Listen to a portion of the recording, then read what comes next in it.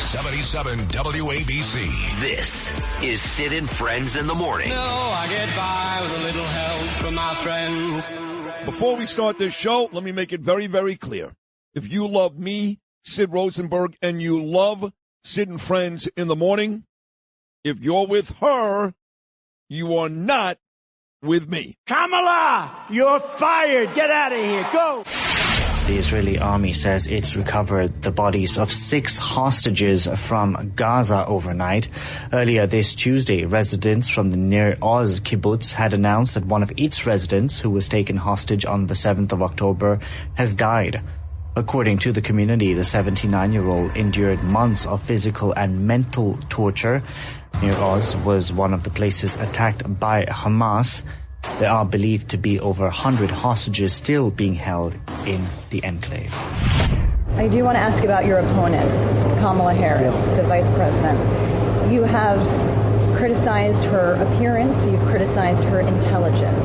Is that the message to win over those moderate voters that you're going to meet in the middle?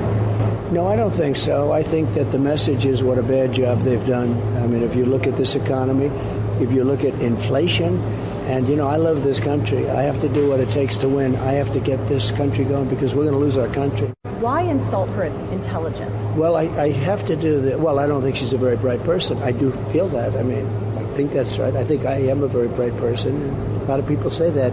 I don't think she's a very bright person. And you know what? Our country needs a very smart person. And I don't think she's a very smart person. So I'm not looking to, I don't consider that an insult. That's just a fact. But what evidence do you have for that? I looked at the things that she said. I looked at the way she deals. I looked at her record of her crazy record. I look at her policies. I just don't happen to think so. Now, I could say she is, and I know that would be very nice. And the other thing, we have to win this election. If we don't win this election, you're not going to be asking me or anybody else questions. You're not going to have a country anymore. Do you think those personal attacks are necessary for you? Oh, shut up. I hope they're not. But if I don't think somebody's good at something, if somebody's not good at something, I've always spoken my mind. I don't think she's very good at this. I think she'll destroy our country. We want to come back live to you just so you can see demonstrators have torn down fencing with our own eyes. We saw one guy within the last 3 minutes or so pull what appeared to be a sledgehammer out of his backpack to pull apart fencing here. Many demonstrators, I'd estimate at least 100 or so now, have jumped fencing that was set up for the secured perimeter outside of the United Center. Now, on the other side of the fencing that you can't see are at least a couple dozen police officers right now. We've seen Chicago police, we believe some out-of-state police, as well as Secret Service agents. Demonstrators now appear to be taunting those officers right now. But as of right now, you just hear a lot of screaming. You hear chants. But again, there are probably 4 or 5 fencing panes that have just been torn down outside of the secure perimeter near the United Center. I want to kick us off by celebrating our incredible President Joe Biden, who will be speaking later tonight. Joe, thank you for your historic leadership, for your lifetime of service to our nation, and for all you will continue to do. We are forever grateful to you. To end the civilian suffering of the Palestinian people. More than 30,000 Palestinians have been killed, most of whom are not Hamas. And finally deliver a ceasefire and end this war.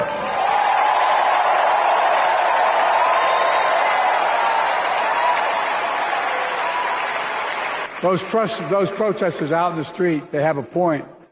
What? A lot of innocent people are being killed. More than 30,000 Palestinians have been killed, most of whom are not Hamas. It's no wonder he had a fleet of Mar-a-Lago. Sorry about that, Florida. Sorry about that. Trump hasn't spent much time in New York lately, except that is to get convicted of 34 felonies, and that's just fine with us, because New York's motto is Excelsior, ever upward. And Trump takes us ever downward. Donald Trump fell asleep at his own trial. And when he woke up, he made his own kind of history. The first person to run for president with 34 felony convictions. I want Trump to be Trump. The authentic Trump is the guy that's won 3 consecutive primaries, is going to win 3 consecutive elections. When he has to be nice, he's nice. When he doesn't have to be, he's not. Enough with this nice nonsense, no? Well, that was a great description. Do you mind if I just plagiarize from you? Do you mind? I can use those same words. Thank you. Because I'll tell you what, that was a very good description. Look, I want to be nice, and I'm a person that is nice. I have a lot of friends like you, but I want to be a nice person. They're trying to put me in prison. These are people, these are animals we're dealing with. These are horrible people. Forgive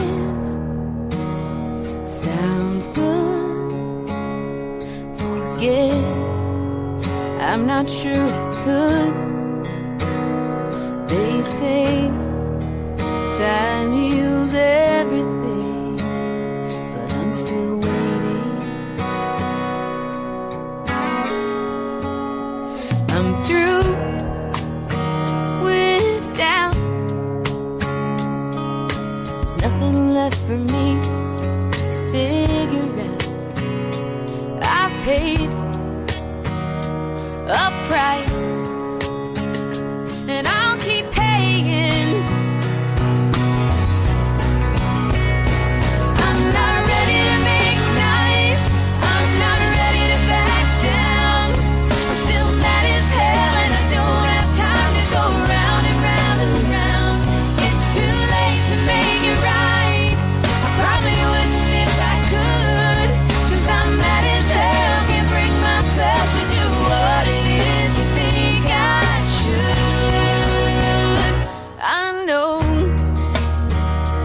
you said, can't you just get over it? It turned my whole world around, and I kinda like it.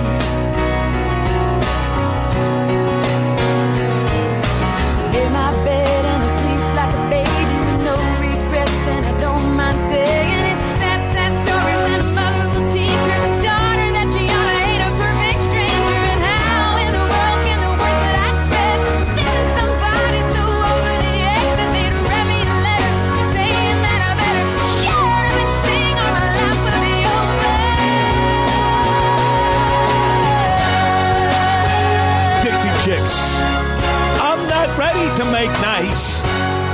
I'm not ready to make nice. Continues to be a huge theme for me, at least. I don't know if it's a theme for the rest of you, but I had the same conversation again yesterday at one of my favorite restaurants in my hometown, Callie's. A person said to me, well, don't you think it's in Trump's better interest to be nice? And then you heard that ridiculous interview he did with CBS where the girl going on and on and on and on and on. You think it's a good idea to call Kamala stupid? Well, she is stupid. That's his opinion. I actually agree with him. Well, how do you know she's stupid? Well, how do you know she's not? I mean, everything she says sounds stupid. All of her policies are stupid. The way she handles herself is stupid. Her crappy Jew husband, her disgusting, wretched, gross stepdaughter. Has that kid showered yet in her lifetime? My God, she's at the DNC last night, and she looked disgusting. Dressed like crap with a bunch of really nasty-looking tattoos. I mean, my God. I'm going to say this. I'm such an immature baby. I know I am, but I sent a text to Rachel Scott. If you know who Rachel Scott is, she's actually very pretty. She's an African-American newscaster. She usually fills in for David Muir on ABC Evening News.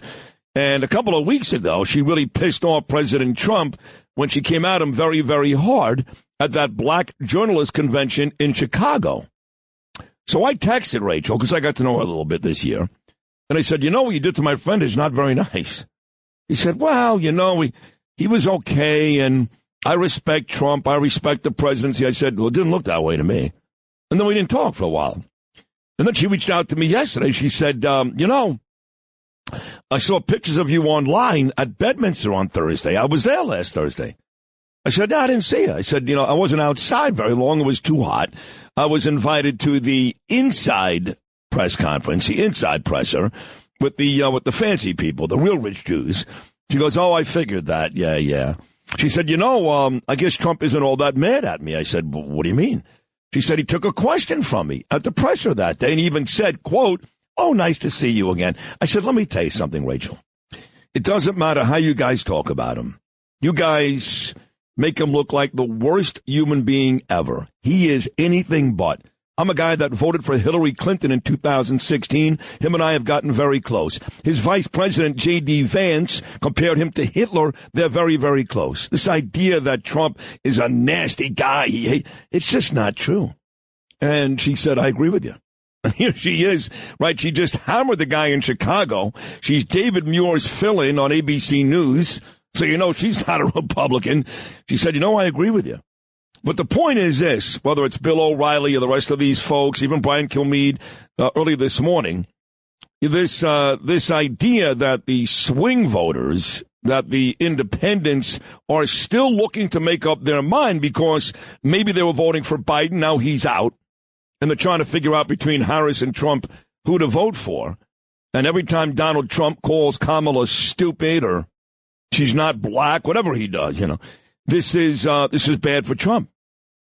And then I watched these people last night, and they got nothing but hammering Trump. Look, I was in Milwaukee, okay? I was on the floor 3 of the 4 nights. I saw all the speeches. There was a lot of folks who spoke who thanked Trump. Not every speech was hammering Biden, hammering the Democrats. There was a lot of folks that were gracious and thanked Trump. I didn't see a lot of that last night. I didn't watch a lot of it, I'm not going to lie to you. But all the highlights I'm seeing this morning, AOC, Hillary Clinton, that douchebag Governor Kathy Hochul, all these folks, all they did was hammer Trump. That's it. The same lies again about Clarksville. He said there are fine people on both sides. Yes, he did. But the very next statement he made was, except the Nazis, which you guys conveniently always leave out. So all they did last night was hammer him. Clinton, Hochul, AOC, Biden, they lied. They lied and lied and lied. And all you folks want is Donald Trump to be nice. That's what you're worried about, because he can't win if he's not nice. And I'm here to tell you that this is going to anger some of you folks, because I know you think I'm stupid. That's fine. My recommendation to Trump is something I said right to him on this show, and something I've been saying for a long time: let Trump be Trump.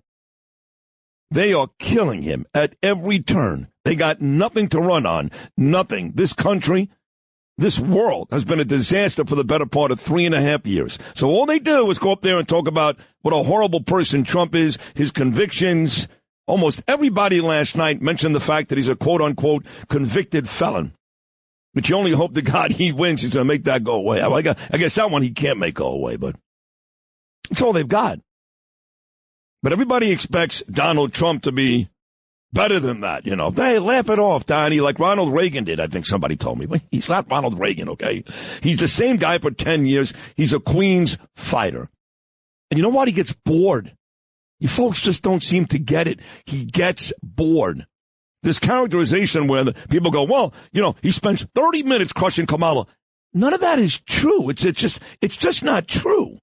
He spends 30 minutes talking about his great policy, their awful policy, and then he kind of peppers in. the fact that she's stupid or not black or whatever it is. I don't know. I don't care. He's bored. That's Trump. He's been the same way for 10 years. He's not going to change. That's it. So if it costs him the election, then it costs him the election. But this is what we've got. These animals who you watched last night, Joe Biden stand up there and give Harris a cheap suit, a giggling cheap suit, give Harris credit for the border. And you're worried about whether or not Donald Trump is being nice?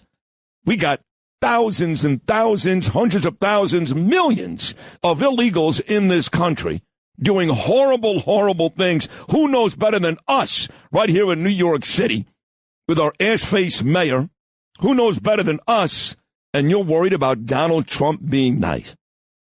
Well, fine. Listen, if that's what's going to make you decide your vote, then we should really get to the point one day in this country, and this is going to sound very un-American, but I don't care.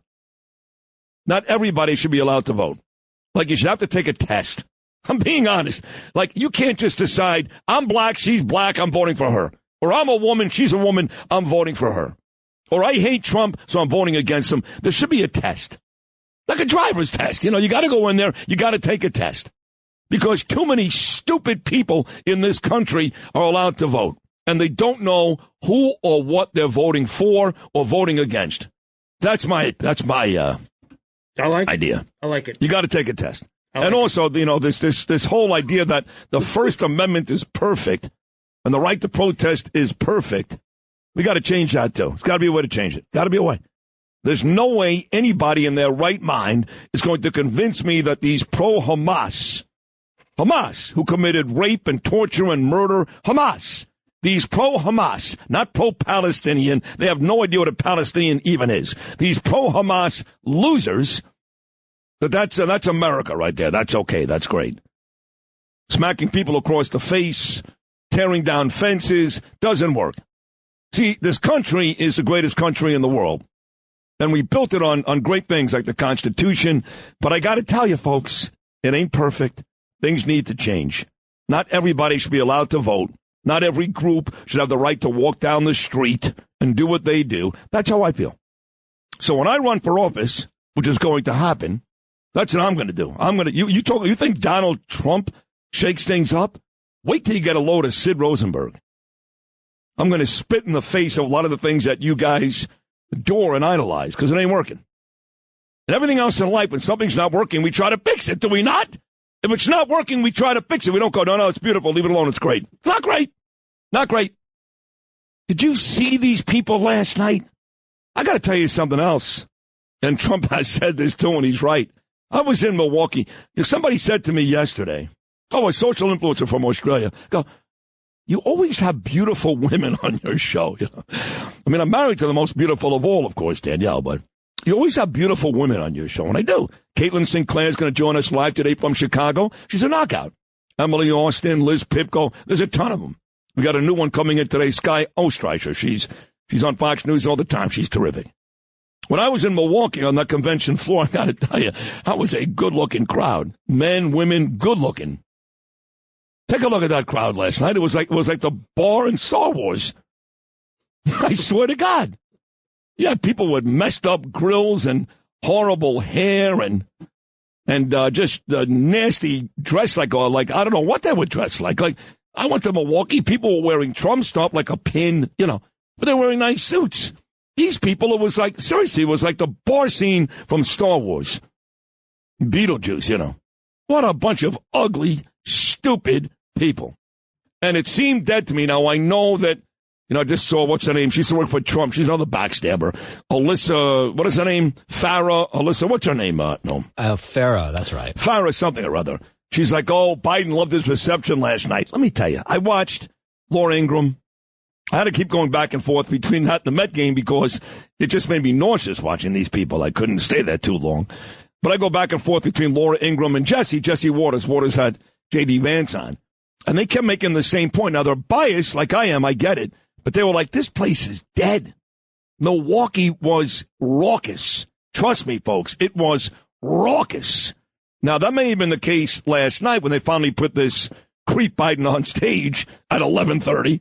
But for the most part, the stuff that I watched till about 9 o'clock, the place was dead.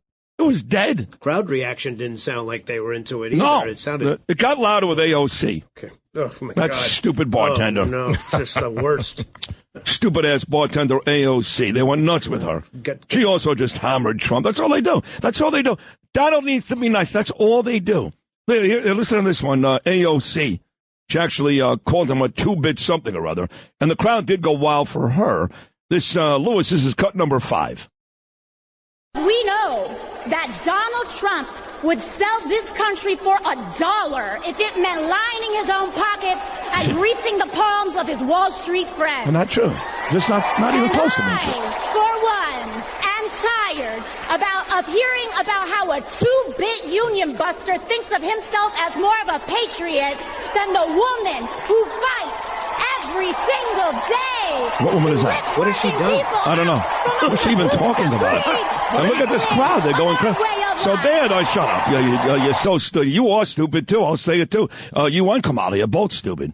But the crowd went nuts. You heard. They went crazy there. I shouldn't be allowed to vote. I mean, they should be allowed to vote. I'm sure you got to take a test. You yell loud enough, you yell anything, and people just start chanting. Of course. That's all it takes. In that place. Hey, you're right. You're right. She's been working every day. Yeah. Right. I hope Arthur Aidala's listening now. You want to hear, here's another one of these assholes. The Chuck Schumer. No, this is not going to be a fun No, this is great. No, it's not going to be fun. Aidala, who loves the Rolling Stones. So somebody asked Schumer. Somebody asked Schumer last night about Trump, and you're not going to believe this, but he actually broke into a song from the Stones. Come on. I swear to God.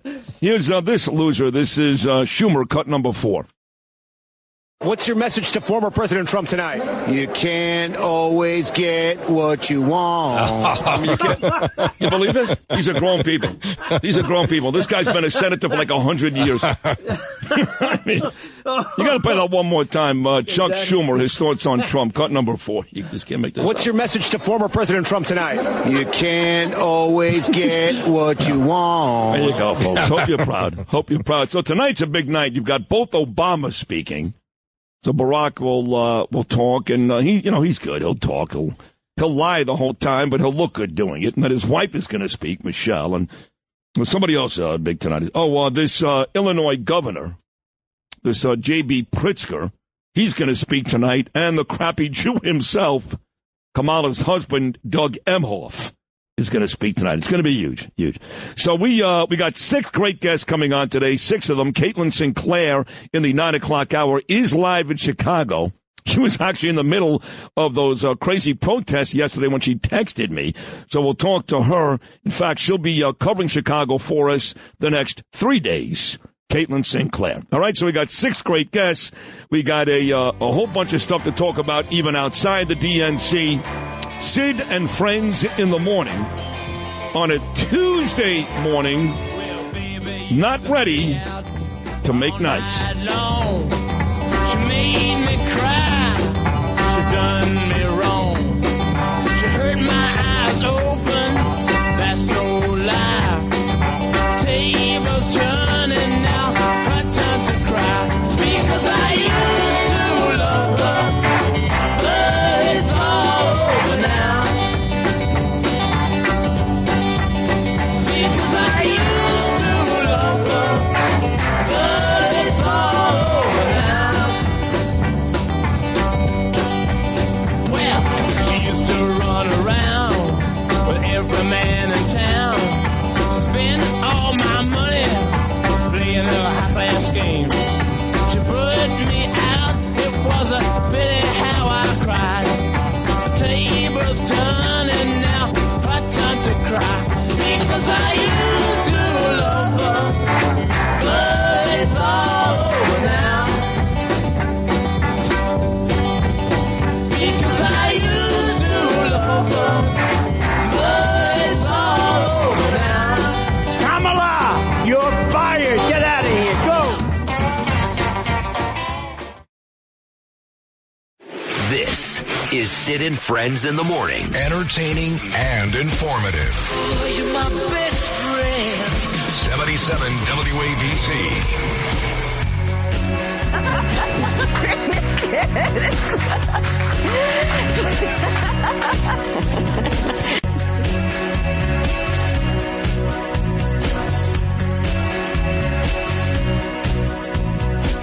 You pretend you're high,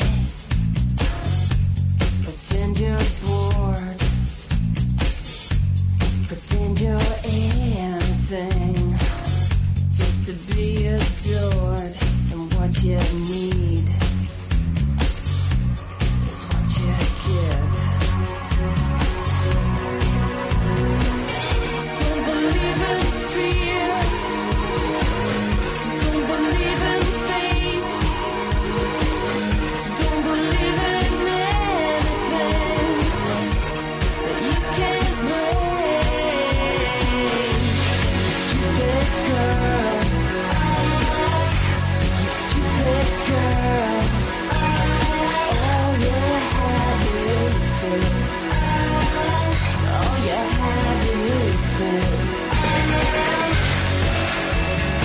stupid girl. That's Lou Rapino's Casey Kasem. Long-distance dedication this morning to Kamala. Good God, even her name is stupid. I'm sorry, folks, in my life, I've never run into a person who actually pronounces their own name two different ways. And she does that, so. And then she gets angry when somebody doesn't know exactly what her name is. I've heard her call herself Kamala and Kamala. So we'll play this again, talking about stupid girls. So some reporter for CBS News is bogged down with the same nonsense that a lot of you out there talk about with me every day. It's got to be nice, don't make fun of her, blah, blah, blah. And Trump said basically what Garbage just said. That's the name of that group, Garbage, which is she just may be a stupid girl. I don't know. This is President Trump, cut number 11, Lewis. I do want to ask about your opponent, Kamala Harris, the vice president. You have criticized her appearance. You've criticized her intelligence. Is that the message to win over those moderate voters that you're going to need in the middle? No, I don't think so. I think that the message is what a bad job they've done. I mean, if you look at this economy, if you look at inflation, and, I love this country. I have to do what it takes to win. I have to get this country going because we're going to lose our country. Why insult her intelligence? Well, I have to do that. Well, I don't think she's a very bright person. I do feel that. I mean, I think that's right. I think I am a very bright person. And a lot of people say that. I don't think she's a very bright person. And you know what? Our country needs a very smart person. And I don't think she's a very smart person. So I'm not looking to, I don't consider that an insult. That's just a fact. But what evidence do you have for that? I looked at the things that she said. I looked at the way she deals. I looked at her record of her crazy record. I look at her policies. I just don't happen to think so. Now, I could say she is, and I know that would be very nice. And the other thing, we have to win this election. If we don't win this election, you're not going to be asking me or anybody else questions. You're not going to have a country anymore. Do you think those personal attacks are necessary for you to win the election? I hope they're not. But if I don't think somebody's good at something, if somebody's not good at something, I've always spoken my mind. I don't think she's very good at this. I think she'll destroy our country. So there it is. That's Trump. That's who he is. He's going to continue to do it. It doesn't matter how many CBS folks ask him the same question over and over again, or folks on this show say the same thing to me. Lowry's going to agree later, I promise you. Yeah, he should probably. O'Reilly says it every week. Doesn't matter. It's a waste of time. This is who the guy is. This is him. That's it. And, until Kamala says something or does something that proves him wrong, then I have no issue. The other thing about this whole convention is it's built on a lie. What do I mean by that? They talk about unity. You remember when Joe Biden won? He was going on and on about unity. He was going to unify the country. The country was so divided under President Trump. I got news for you. The country's much, much more divided now. Much more. It got so bad that his dopey wife, Jill, Dr. Jill, put signs on the lawn at the White House that said unity. I mean, it's an absolute joke. An absolute joke. Every opportunity Biden had to, quote unquote, unify the country, he just savaged Trump. That ain't going to unify anybody. So this idea that this Democrat Party is unified and this convention is about unity is nonsense. And I'll explain why that's the case when I get back. But traffic is coming up with Joe Nolan. It's time now for the 77 WABC minicast clip of the day. Get the whole story in under 10 New York minutes. Download and subscribe wherever you get your podcasts and get the max out of Mini. Today's minicast is from the Cindy Adams Show, and I actually helped set this up. Here's Cindy Adams talks with George Santos. How could you possibly get yourself into all of these freaking situations? Tell me, why did you do it? I'll say this, Cindy. I couldn't answer that in the sense of it's one of those situations where you sit and you look back and you go like, what happened? And you're just trying to figure it out. But it's not about me saying what I did or didn't do or talking about, allegations and accusations. But, yeah, definitely not something I have an answer for. I actually spoke to George on Sunday. We texted each other.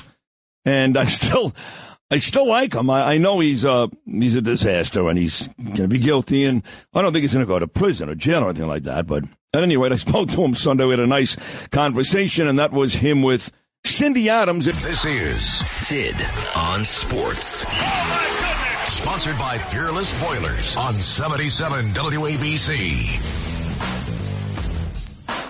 Justin Ellick here with your bottom of the hour sports update, sponsored by Pete Morgan and Peerless Boilers. Go to peerlessboilers.com, paviliontankless.com, find a dealer near you.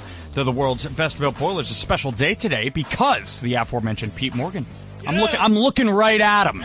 What a glorious sight for sore eyes. Starting on the diamond in Queens, where Francisco Alvarez busted out of his slump in a big way, hitting a solo home run with one out in the ninth inning to give the Mets a 4-3 victory over the Baltimore Orioles last night in the opener of a 3-game set. J.D. Martinez launched an early 2-run shot, and Tyrone Taylor had an RBI single as the Mets move within 1.5 games of idle Atlanta for the last National League wild card. As for the Orioles, with the loss, they dropped a half game behind the Yankees for first place in the AL East, so the Mets helping out the Yanks there a bit. Alvarez, who began the night batting 167 since the All-Star break, drove a 3-0 fastball from Sir Anthony Dominguez to left center for his first game-ending hit in the majors. It was the first homer in 16 games since July 26th for the 22-year-old catcher. It was good for New York's 8th walk-off win of the year. Mets starter David Peterson was one out from getting through the 7th without permitting an earned run, but he balked home Ryan Mountcastle, who reached on a leadoff double, and then Urias slammed the next pitch 432 feet to dead center, tying it at 3 at the time.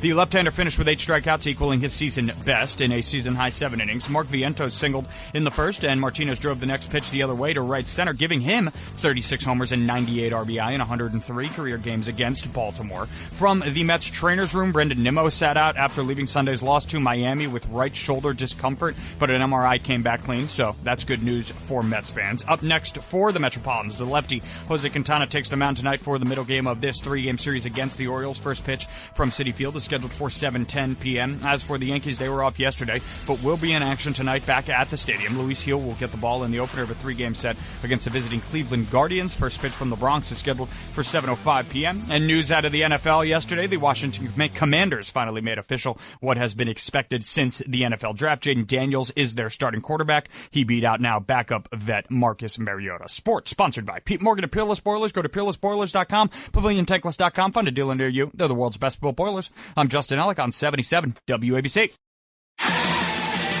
You're my best friend. This is Sid and Friends in the morning. For my friends. 77 WABC.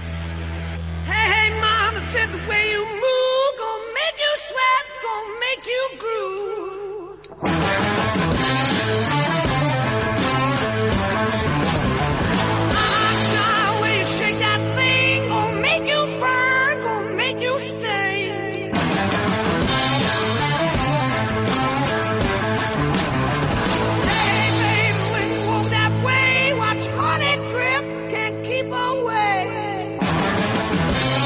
What was it, about a month ago now? I went up to Bethel Woods to see my mom. And she's going to be on tomorrow, Naomi. And you remember Eric up at Bethel Woods was very nice. Very last second, July 4th weekend, we were able to score tickets, me, Danielle, and Gabe, to 2 nights of shows, 2 consecutive nights. First night Friday was Alanis Morissette, Joan Jett, and Morgan Wade.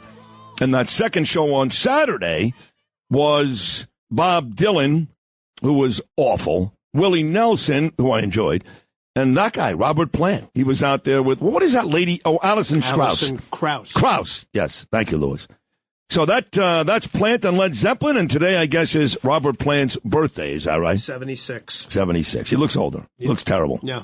Well, you know, the thing is, when you're old, you know, first of all, if you've got tattoos, you know, all you young kids out there, you think you look hot and sexy with a tattoo.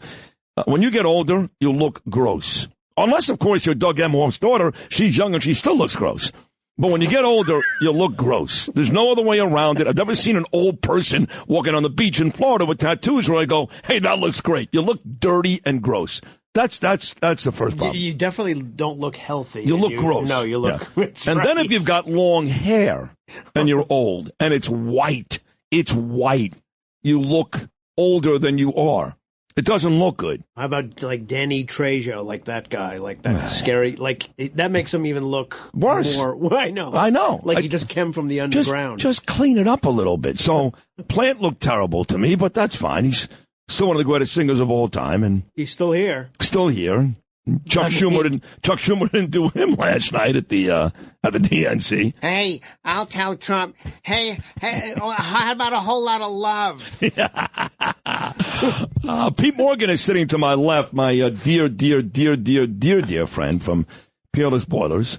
And we'll chat a little bit coming up. We'll talk about how awful Daniel Jones was and for the Giants and how no more Ranger talk. You and Tacopina, no more. I'm not going to go through a whole regular season of 112 points and beating everybody just to get to the playoffs like we do every year and lose. I didn't bring it up. You did. I know, but I was annoyed already, so. Yeah, of course. 31 years were going on since we won that cup. I'm well aware.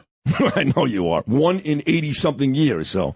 It's really not, you're not as bad as Tacopina. Tacopina's brutal. Oh, we're the best. We're winning it. We're the greatest. Shesterkin's the best ever. Panarin. He's brutal, you know. You have to love the passion, though. No, it's annoying after a while. The passion it's cute for a while, but when you start to get to the point where you can't lose because you love your team, that's not passion. That's silly. It's kind of like Beningo's the other extreme.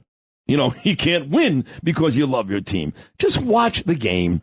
When we have all these messages, I'm the only one of the three of us that's almost right every time. Because, let's be honest. Every time. Because you guys are so caught up in the Rangers that you don't look at it from a real, honest perspective. And I'm like, no, guys, that was a bad turnover. No, guys, Jacob Trouba sucks. No, guys, it's not that the Rangers aren't playing well. It's that the Panthers are better. And you guys will argue, or you'll blame the refs or some nonsense. But you got to come to the realization when you've won once in 80 years, there's a problem with the team.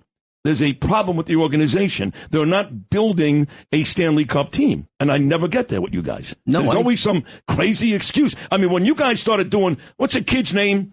The kid, they loved him. Rempe. We're not winning because of Rempe. I mean, do you realize how ridiculous that was in retrospect now? Oh, my God. He was at an autograph thing signing, and he was inundated by people. Of course. No, they love him. He's a god. I know. He's a god. But I'm going, guys, he plays 6 minutes. He runs the risk of 3 or 4 penalties. He had one big goal, I'll give it to you. But the idea that this kid is the reason why we're losing games, in retrospect, you know how ridiculous that was? No. Honestly. No. See, that's what I'm saying. That's why we can't have these conversations. No. Let's be honest with this. Yeah. We can't get into it now, but you understand that the kid brought an energy. No, he didn't. For 1 or 2 games, great, but that was it. After a while, you need good hockey players out there. Yes, initially he brought an energy. It was great. I know Mark Messier agreed. But after a while, he wasn't good for the team. He was out there doing nothing. You know, he'd be out there for 7 minutes, and again, you got a bad penalty, but he'd hit somebody, and you guys would go nuts like he just scored a hat trick. Look, for 1 hit. All he's got to do is go stand in front of the net and be Tom Wilson. He doesn't do it. He doesn't score. What does he do? Did he score? Did he stand in front of the net like Kreider and score goals? Did he make sure somebody else scored? Never. Stuff will bang off of him if he stands in front of the net. Okay, well, he doesn't do it. So the problem with Tom Wilson is he does do some good things sometimes. Right, more than Rempe. Yeah. This kid's 21 or something. We'll see what happens. Look, I like the kid. I like him. I want him on the team, and he is a young kid. But that was my point. You're a young kid with no experience who didn't do much, to be quite frank, and he was the key. Every time the coach who's won 9,000 games, he's a certain Hall of Famer, Laviolette. He's been to the Stanley Cup with other clubs. Every time he bench Rempe, he's a terrible coach. And then, of course, we had just fired, what's his name, after consecutive 100-point seasons? Because he was a terrible coach. What was his name? Gerard Gallant, right. Everybody's a terrible coach. Maybe the team is not that good, right? You got 2 guys. Are they not both Hall of Famers, Gallant and Laviolette? Laviolette, yes. Gallant's a Hall of Famer. He's got 840 wins. It's a Hall of Famer. Took the Vegas Golden Knights to the Stanley Cup, had the Panthers on the verge of a Stanley Cup. He's a Hall of Famer. You had a guy who scored almost 50 goals this year, though. Yeah, but he doesn't do anything in the playoffs. Okay, well, that really is a problem. That's my point. It's not the coach. It's not Rempe. I know. It's that the high-priced superstars on this team never play well. The 4 or 5 guys Kill did us. not. That's what Kreider had one period, one good period. That was it. One good period. Zibanejad, I'd cut him tomorrow. Get rid of them. I'm sick of him. They're not built to go deep. They're too. As I said many times, they're not big enough or thick enough. Right. But you got to be big, thick, and fast, which Rempe's not. The Panthers are big, thick, and fast. They can skate. That's scary. We're not that. We're not that. Anyway, we'll get back to the Rangers and Giants later.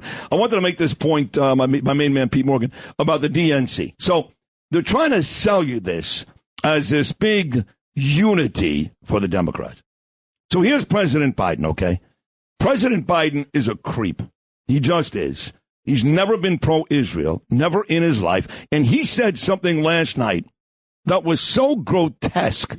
I saw Lizzie Savetsky going crazy last night. That was so grotesque again, how any Jew can vote for this party because Biden is bad and Kamala Harris is even worse is unbelievable. Trump is right. I've said it too way before Trump. Let me play what Biden said last night during his ridiculous speech when he talked about these Hamas, pro-Hamas protesters. Where is that cut here? Here's cut number 6. Yeah, play this.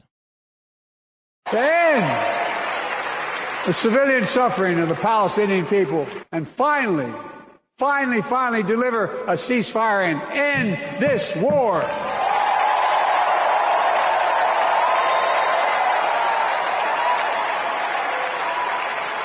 Those protesters out in the street, they have a point. A lot of innocent people are being killed. Those protesters have a point. Do you believe he said that? He's a mutt. He really is. So, and they all hate him. Nancy Pelosi hates him. Here's Nancy Pelosi last night. We love you, Joe. And then when they go to her, but wait a second, Nancy. You're one of the reasons why he's out. She goes, I had to do what I had to do. Well, which one is it? You love him, but you kicked him out. Same thing with Harris. Harris lied and lied and lied. Even after the debate, she said, look, I'm with the guy all the time. He's sharp as a tack. She lied. The Obamas, they hate Biden. And guess who hates the Obamas? Biden. The Clintons, I don't think Bill cares. I think Bill is just having a good time. Hillary, she kind of goes with the wind. But if you think about what you had there last night, the Obamas, they're both going to speak tonight. The Clintons, the Bidens, Pelosi, they all hate each other. There is nothing unified about that party. Say what you want about Trump. We know years and years ago we had the Paul Ryans. We know that. We had the Mitch McConnells. He's still there. You still have people like Mitt Romney. You got plenty of, not plenty. You got a bunch of Republicans that are turncoats, backstabbers. But for the most part, overwhelmingly, this party now supports President Trump. The Democrats, that's a mess. You've got the President of the United States. They put him out there on a Monday night. Yeah, unreal. Monday night, Pete. It's unreal. Not Wednesday when the vice president speaks. Hey, how about he introduces Harris on Thursday? They put him out there Monday night. Not just Monday night. He finally hit the stage at 11:30 p.m. Eastern time. There was nobody awake. Including outside him. of California. Including him, right. Exactly. No, he was all juiced up. He was yelling and screaming and the whole thing like he was at the State of the Union. But 11:30 on a Monday night. What an insult that is. That is kicking him on the way out. That's right. And to show you how they're lying about unity, to show you how much they're lying about it, Biden, he's the president, right? If he was really ready to leave and really excited about handing it off to Kamala, he'd be there all week. He'd stay in Chicago. He can go to California Friday. He'd be there Thursday for Kamala sitting in the audience clapping. This mother effer, he got on a plane to California. I'm watching Fox News this morning. They've got video of him and his family landing in California at 3 o'clock this morning. He couldn't wait to get out of that place. He's checked out. He hates everybody, and they hate him. Right. So they're all yelling and screaming, we love Joe. You know how many morons on Facebook this morning thanked Joe Biden? For what? What are you thanking him for? Well, yes, 50 years of service. Okay. I'll give it to him. He was able to stick around. Chuck Schumer has almost 50 years of service. What does that mean? Show me something he did that was good. You know, Mike Francesa. Oh, boy. He actually used to have this word. He still has it. For guys, when he would argue about the Hall of Fame, they go, Mike, this guy, Hall of Famer. He would go, no, he's a compiler. Yeah. Compiler. If you stick around long enough, to Mike's point, it's a very good point, you're a compiler. You'll have passing yardage. You'll have touchdowns because you're there a long time. Okay? Biden's been there a long time. He's not even a compiler. What has he done? Nothing. You want to talk about the infrastructure bill? They haven't fixed one tunnel or one bridge in this country. What bill did he put out there that actually did what the bill said it was going to do? Nothing. Nothing. So who cares? Thank you, Joe. Thank you. For what? For this presidency? For these 3+ years where our cities, our states, our country, the world is a mess. This economy, which is dying. He sat up there last night and lied through his teeth about a robust economy under him and Kamala Harris. And 2 wars are going on. There's really more than 2, but you're right. Well, the 2 big ones, Russia and Middle East, right. Yes. But there are people getting slaughtered every day in Africa. There's China and Taiwan ready to go at any minute. The world is a mess. We had none of this. AOC, you dumb biatch. We had none of this 3+ years ago. None of it. So not only are they lying every day, and they will continue to lie, and they'll get more and more people to kind of spice it up, more and more applause, but they all hate each other. You know that, right? Oh, yeah. It's a joke. It's it's unwatchable. You watch these people get up there, and you know what they're going to do, right? They're going to just hammer Trump. AOC did it last night. Hillary Clinton did it last night. Kathy Hochul, of all people, the worst governor. I mean, I got news for you. And I don't want to upset Janice Dean or Jennifer Harrison or even Curtis. But I think Andrew Cuomo, with all the dead people, he killed 18,000. He was a better governor than Kathy Hochul. That's not because that's a compliment to Andrew. That's how bad Kathy Hochul is. Of course. And she's got the balls to stand up there last night and savage Donald Trump. That's all they did. They got nothing else, Pete. Nothing else. No. It's unreal. And by the way, Daniel Jones stinks too. So, oh Jesus! You know, you gave me tickets week 1 last year. I never got over that. I sat in the rain and watched Dallas beat us 40-0. Somehow that was my fault. I'm in Greece at a wedding, right? Thank you. 4 beautiful club seats, right? The whole bit, and he has trouble getting out and getting home. Oh, you should have seen him the next Not only that, I had next morning. No, first of all, it was pouring all night. Yeah. And as nice as your seats are, as nice as the experience was with me, you, and Danielle Gabe watching the Redskins, when it rains, you get rained on. You're not blocked with those seats. No, that's true. Right, so I was soaking wet. But you can go inside and sit in the club and watch. Yeah, but that's no fun. I might as well go home and watch it on TV. Well. And they lost 40-0. It was 34-0 in the second quarter, and I never made it home until 2:30 in the morning. Had to spend $400 on an Uber. Yeah. Whose fault is all that? Wow. Yours. No, yours. Yeah. You gave me the tickets. You know, your latest book will be good. How to completely put yourself on the bottom of the ticket list with Pete Morgan and stay there. I mean, you cannot sound more ungrateful than you sound right now. I'm just kidding. It was a wonderful time. We loved it. Oh, yeah, right. I remember that day after. But listen, he's got... Bro, I didn't get home for 2 hours. But that wasn't... It's not Pete's fault. I mean... Yeah, you just blamed him. Well, just kidding. He's gotten some mileage out of that night, hasn't he? It's been going on for a year. Well, we're both going to be there week 1 for the Giants and Vikings coming up, me and Pete. That's the 8th, right? September 8th, I think. Yeah. Mm-hmm. Because the 9th, Monday, the Jets play the 49ers, and Tuesday, the 10th, is a debate. So it's a busy, busy week. I don't know that debate's going to come off. Yeah, a lot of people are saying that, Pete. John Katzimatidis says that. Joe Beningo said that. Why would she show up? She shouldn't, to be honest, because she's actually doing well in the polls, and she's stupid to Trump's point. He's right.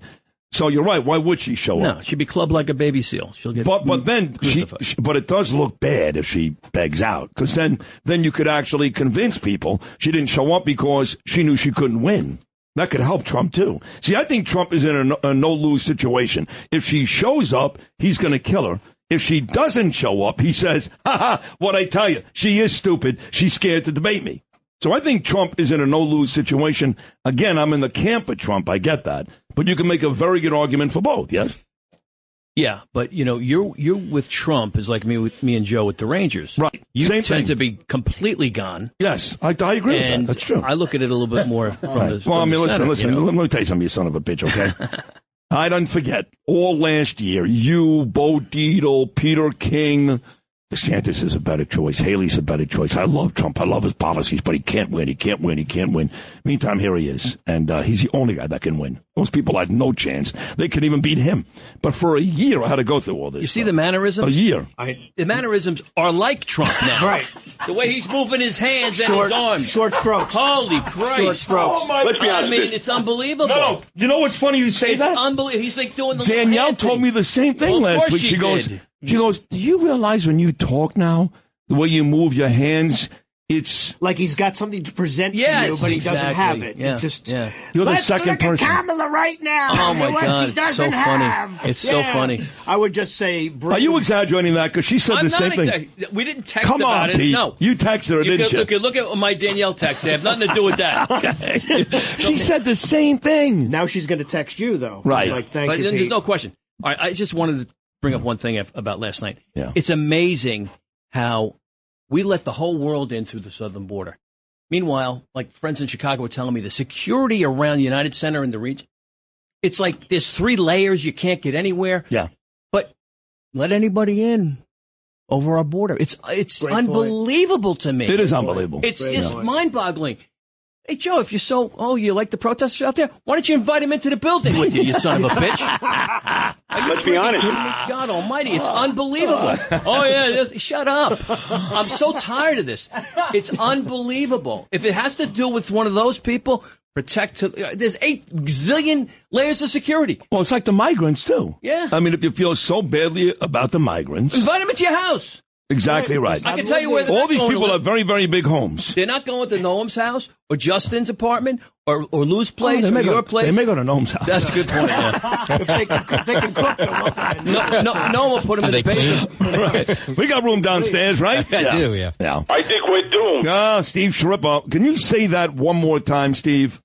I think we're doomed. Me too. That's a great hour right there, Pete Morgan here in studio. You're right about all that, Pete. We're going to take a short break. We got a big hour number 2 coming up, 7 o'clock hour.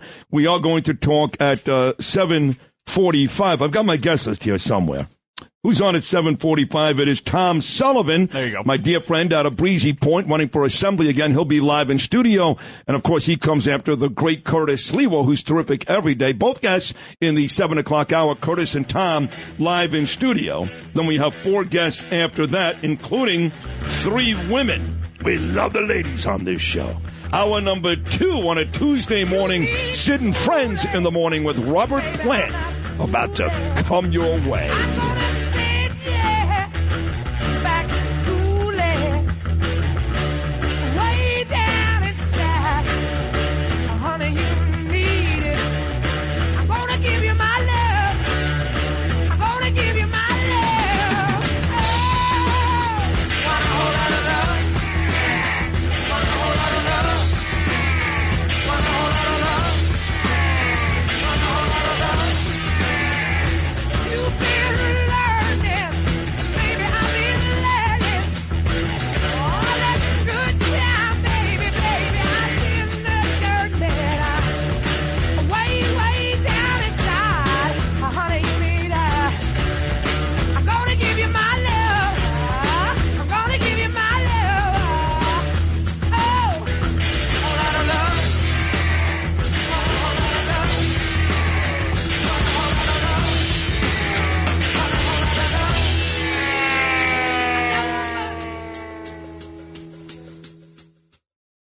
love. Entertaining and informative. This is Sid and Friends in the morning. 77 WABC.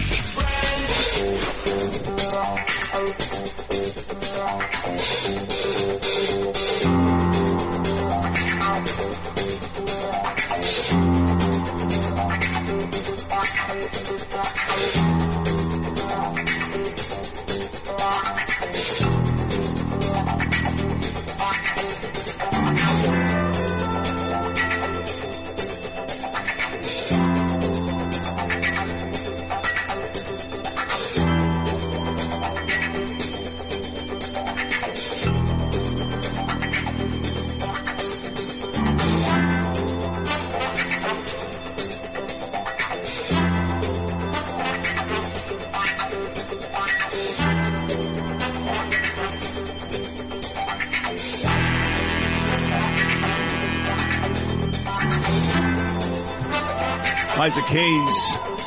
Isaac's celebrating a birthday today. How old is Isaac Hayes, Lou? Well, he died in 2008. Oh, he's dead 16 years 65. old. He would have been 65? No, he was 65. Oh, he was then. So he would be 81 years old today. Very good. Yes. He's suing Trump. You know, his family they're suing Trump, him and Celine Dion for using the music. I don't know. I actually reached out to Trump's people because I got that kind of juice, you know. And I said, I got to tell you, I got the right song. I know they use Lee Greenwood's song all the time, which is a great patriotic song. But you remember last week when I continued to make the argument, which I know I'm right. I don't care what anybody says. Let Trump be Trump. And we played the song Be Yourself by Audio Slave. Well, watch Chris Cornell's family come out and start. They probably will. Yes. I don't know what Chris Cornell's family likes, but I sent it to the lovely Margot Martin. I said he should play this. Be yourself. Yeah, until they catch on. Right, then they'll sue him too. Yeah, I guess that's how it goes. I have to say, Chris Cornell's got it pretty liberal, I think. just spoke to my mother. She'll be on tomorrow. I only wish... I don't want to watch this stuff. I did watch some of it on Fox News last night, and I'll watch it again tonight, some. Then I get nauseous, I put the Met game on. Then I go back, I get nauseous, put the Met game on. But I only wish I was sitting with my mom, because she's got to be going nuts. And she hates Obama. My mother hates Obama, and both Obamas are speaking tonight, Barack and Michelle. So Naomi going to join us tomorrow at 7:45, but a huge guest list today: Tom Sullivan, Rich Lowry, Miranda Devine, Caitlin Sinclair, live from Chicago, and making her debut on Sid and Friends in the morning. You see her on Fox News, a bunch of other shows. The very, very lovely Skye Ostreicher. But right now, we're going to talk to a man who's on this time every morning, does a great job on the Rip and Read, noon to 1, every weekday afternoon, overnight weekends. And is here this time every morning. So the new thing with Curtis, not new, but for a couple of months now. So for a couple of months now, here's the thing with Curtis, okay? Here's our good morning. But again, this bastard was, he would have been murdered and or out of this business if not for me, both. But every morning I get this from Curtis. Not good morning, not hey, boss, good to see you, not thank you. I get this. Oh, I'm going to kill you today. Now what, Curtis? No, I can't tell you. I'm going to kill you today. And this happens now, I would say, about 3 or 4 times a week. And then he comes on, he tries to kill me. And then, of course, I turn it around and kill him.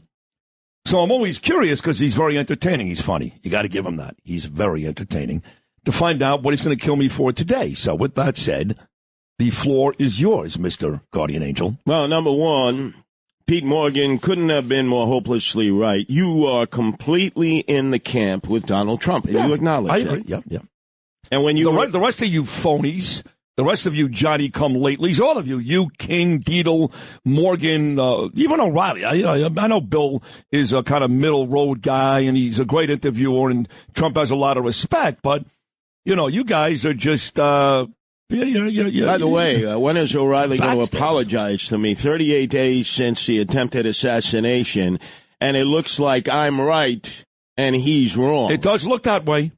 It does. I'm not arguing with you. You know that. I've come around on that. You're right. Yeah. You're right. You have been, to your credit. Yeah. But you are questioning Kamala's intelligence and all that, right? No, I wasn't. I was agreeing. Trump did. Okay.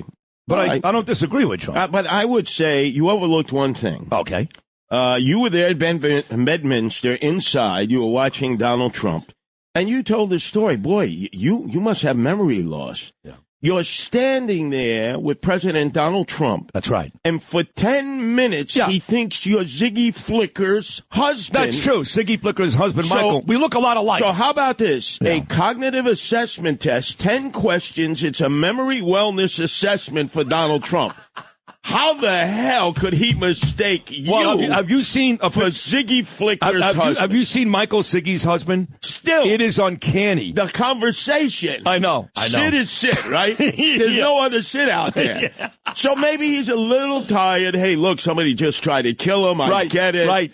All right, but I would say a 10-question memory wellness assessment, right? You got me there. I mean, and the way he did it, it was great. He's like, first of all, her name is Siggy. Her name is Sigalit. You know that's a very popular Israeli name. Sigalit. So he calls her Ziggy, not Siggy.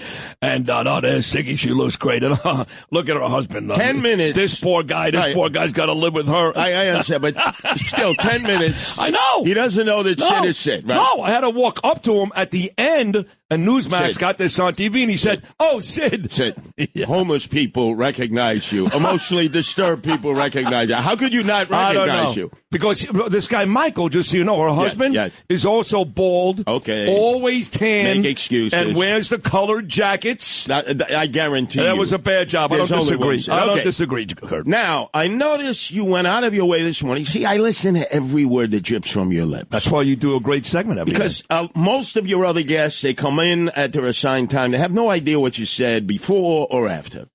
But you mentioned how you have this bevy of good-looking women that you can depend on. Is that not true? It is true. They walk every day. There's another good-looking woman, which helps WABC because you got them on video. Oh, no doubt. But you are a modern-day Merv Griffin. And let me explain. Griffin? That's right, because they're your beards. I'll explain.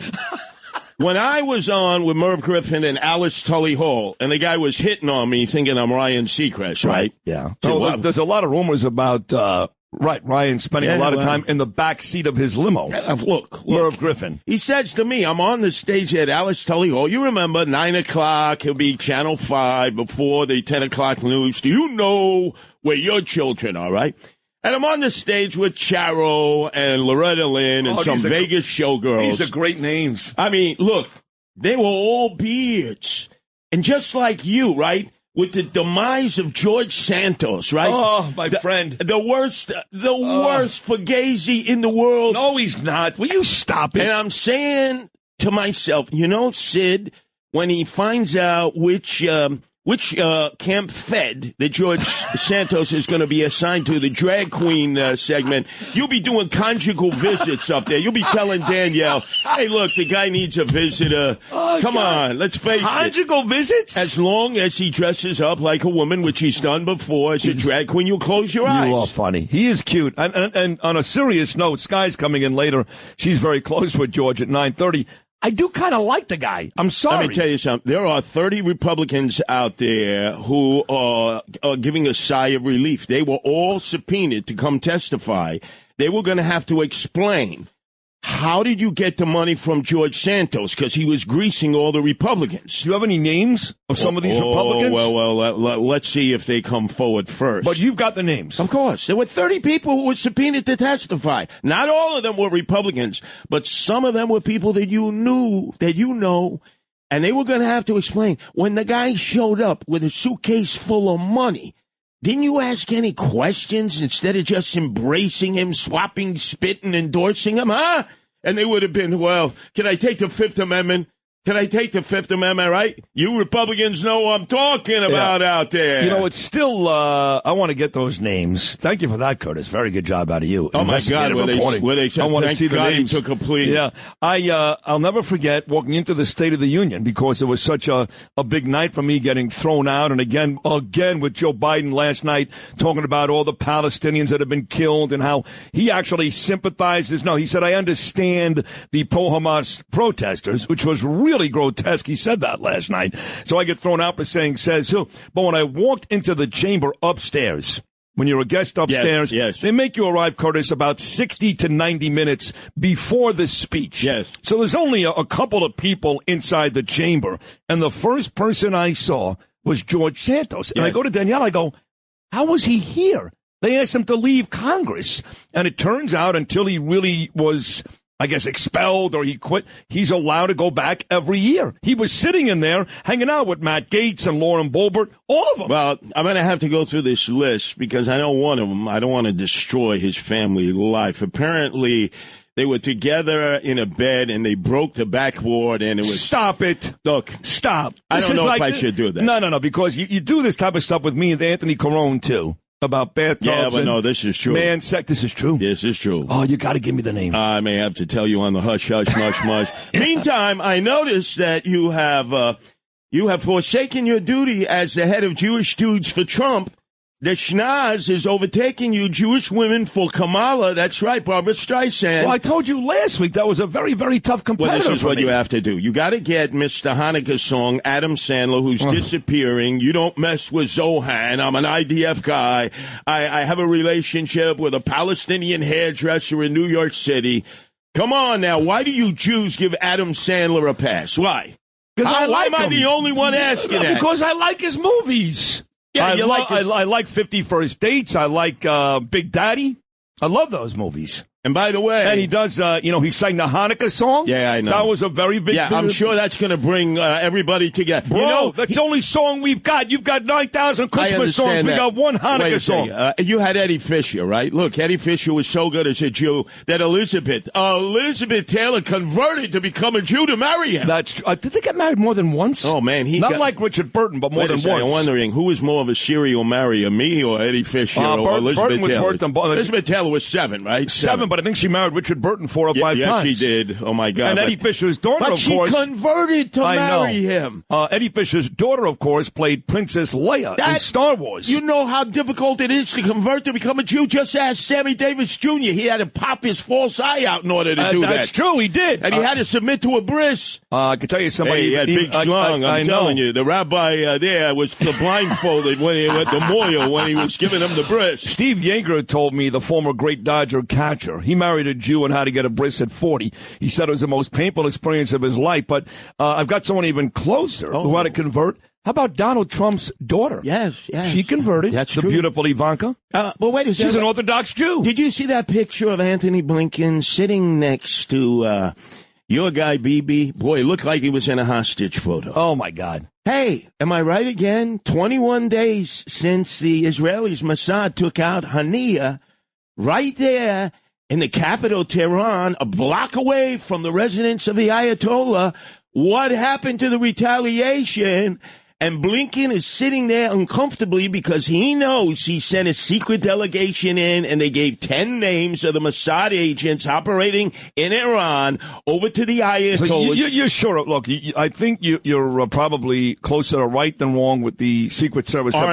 But you're sure about this. Wait. Didn't they say they would retaliate right away? Yes. It's 3 weeks. You know, I speak to people in Israel every day. They've been waiting every day. 3 weeks, yes. Sid. You think some of the Iranians are going, hey, are you afraid of these Jews? But the United States wouldn't do that. I say that, of course, joking around. Of course they would. They've done it before. By the way, who knows the Jews better? It's the 33rd anniversary of the pogrom, the riots in Crown Heights, 1991, right? You were there for that, right? 30 days, 30 nights, when none of the other Jews were there. Hey, where was the schmuck, the Putz, Chuck E. Cheese, Schumer, right? What was he singing? What was that song from the Rolling Stones he was singing? You can't always get what you want. Yeah, that's what he was telling the Lubavitchers. You can't always get what you want. Who was the mayor back then? Because Dinkins. But didn't Mayor Eric Adams say that the city ran better under David Dinkins and Rudy Giuliani? Of course. And by the way, whose side was Eric Adams on during the riots? Hey, Lubavitchers there. Remember, he was with Sharpton and Sonny Carson and everybody that hated you then. Sliwa and the Guardian Angels were with you. Rabbi Shia Hecht, every year on the anniversary of Yankel Rosenbaum's killing by Limerick Nelson, acknowledges us. None of those other mockers in the Lubavitcher community, because he took the shekels from Eric Adams. I actually met with them. Said, hey, we love you, Curtis. You Guardian Angels saved us. But, Eric, he's taking care of us. Oh, what do you mean by that? He's greased you? Come on, I know this deal here, how quickly they forget. Remember, 30 days, 30 nights.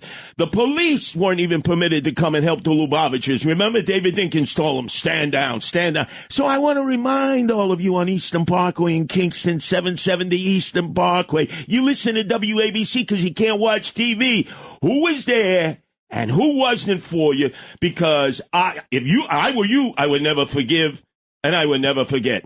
Just like with Lou Rufino. Oh, no. Let me tell you, yesterday, and he can attest to this. Yes. It was International Dog Day, and some of our colleagues here at WABC were bringing in their furry little creatures, and I was having a good old time. Very insensitive, I must tell you, because my dogs are all dead. I know. And that's one thing. Yvette Rodriguez walked in with the dog. I'm like, my dog is dead. That's right. And my dogs are dead also that I grew up with in Canarsie. I'm telling you, I miss them more than I miss some of my relatives. Yeah, well, and some of my friends who got really normal. And some of my friends who got whacked in Canarsie by the mob, right? You know. But don't you have dogs now? No, I can't. I have all the cats that Nancy rescues. Yeah, but you could, like my cousin Linda has a dog and a cat. We're in a very small apartment. And you got 19 cats. But right? I love dogs. So the dogs, they're frolicking with me. They're rolling around with me. Yeah, I'm barking at them. They're it's licking, very cute. They're licking my face. Yeah, I had a big thing on animal welfare with Nancy on Sunday night, 10 to 11.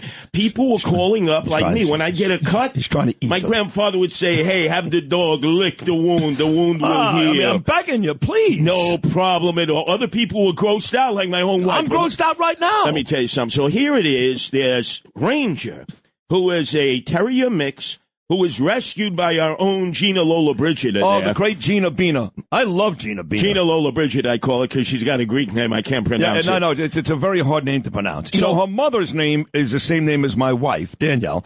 She loves this show. And her brother Rocco's a great kid, too. And yes, our dog is named after the New York Rangers. So you go at 77 WABC Radio. You go to Twitter, Facebook, Instagram. You can see me and Ranger getting it on. We're like swapping spit. What? And then I brought him in. Bestiality? Yeah, pretty close. Because I had an assignment for him. I kept telling him he had the Ranger garb on, number 7, Rod Gilbert. Right? Oh. I said, Pot Van sucks. Yes. Pot Van sucks. And the dog barked? No, he started sniffing around. I said, there's an Islander fan somewhere in here. And I'm telling you, this terrier mix, Ranger, sniffed over to the control room and they sniffed Lou Ruffino. Oh, Lou's a big Islander fan. Right. And I said to Lou, Did he bite him? Did the dog bite him? Oh, he made it. Oh, if he would have bitten him, that would have been great. And then I was saying, that's right, sick him, because I remember Dennis Popham, and you probably remember, all you Ranger fans. Opie! It was 12 days after I started the Guardian Angels, February 13, 1979. February 25th, I remember it as it was yesterday, Madison Square Garden. Right before the end of period 1, here comes Pot Van. Checks Ulf Nielsen right into the boards. He was our Rookie of the Year from Sweden, broke his ankle. And in that moment, the chant started. Pot Van sucks. That was it. Remember, we were in the finals of the Stanley Cup against the Canadians. If we had Ulf Nielsen, they would have been hoisting the cup. I don't know about that. And then remember, they were a little better than we had John Davidson in net. They had Kenny Dryden. Hey, don't interfere with my narrative here, huh? Yeah. And then we elevated it to Beat Your Wife Potvin, remember? Yes. And Lou takes umbrage to that. Classy fans. So as I keep mentioning to Ranger, the mixed terrier, Billy Smith, Mike Bossy, Brian Trotz, Clark Gillis. So he secured himself in. He wouldn't open up the door. That's hilarious. That is hilarious. I hate the Islanders with a passion. You know, on the way out, now that you're talking about yesterday was National Dog Day, I want to congratulate you. This is actually heartfelt. I'm being sincere. Thank you. I've told you this a lot of times on this show. I believe that you are a Radio Hall of Famer. I believe that there's nobody in this market today, in fact, anybody who has the chops that you've got. You're amazing. You're smart. You're investigative. You're funny. So on this day today, National Radio Day, I want to wish you, Curtis Sliwa, one of the all-time New York greats. I mean this. One of the all-time New York greats, a happy Radio Day. Well, let me suggest to you that now that you put me on that radio iconic pedestal, hey, Sid, why don't you go get your freaking shine box, huh? My shoes need a shine, Sid. You who are like totally immersed, and like I said, from now on, if you see Sid in the street, say, oh, you're like Merv Griffin, huh?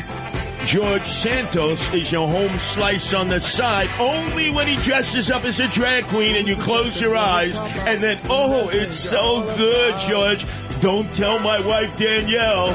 It's a conjugal visit in Camp Fed, courtesy of Sid Rosenberg. He's a complicated man, but no one understands him but his woman. John Jack.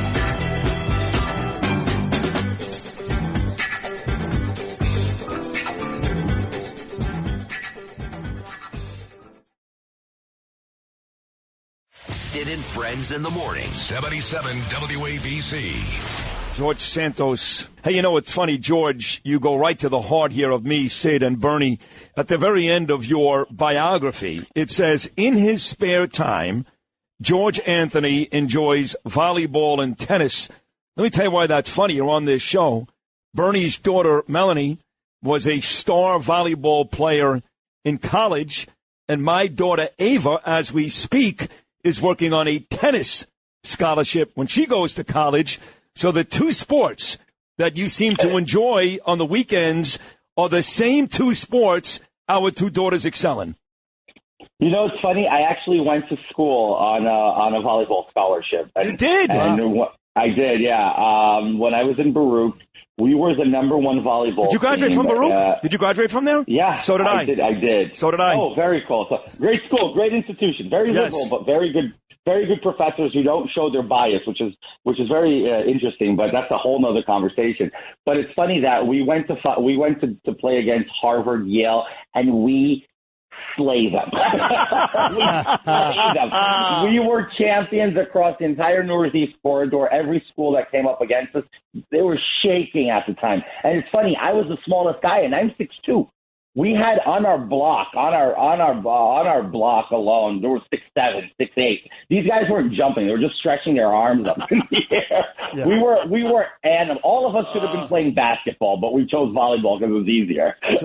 So it was a great time. I sacrificed both my knees and got very nice knee replacements from HSS playing volleyball. That's how serious I took the game.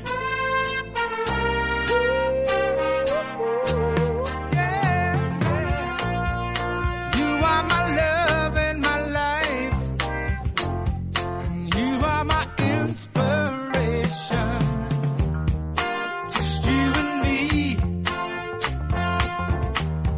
simple and free. Baby, you're everything I've ever dreamed of. Yeah. Give me your own special smile. I promise you'll never leave me. Just you and me, simple and free. Life is so easy when you're beside me. A little Chicago for you. This has nothing to do with the douchebag National Convention. That's what I call it. The DNC, the douchebag National Convention. Because you've got a birthday with the band today. What do we got today? Can you just say that one more time? The douchebag National Convention. I like that. Thank you. Whose birthday is it today with the band? James Pankow. Pankow? Yes. This is one of the trombone guy. It's the same spelling as Emily Pankow, who works here, the lovely Emily Pankow. He wrote a lot of their songs. He did? He did. Is he dead? No. He's not the guy that blew his brains out with that band. No, that's Terry Kath.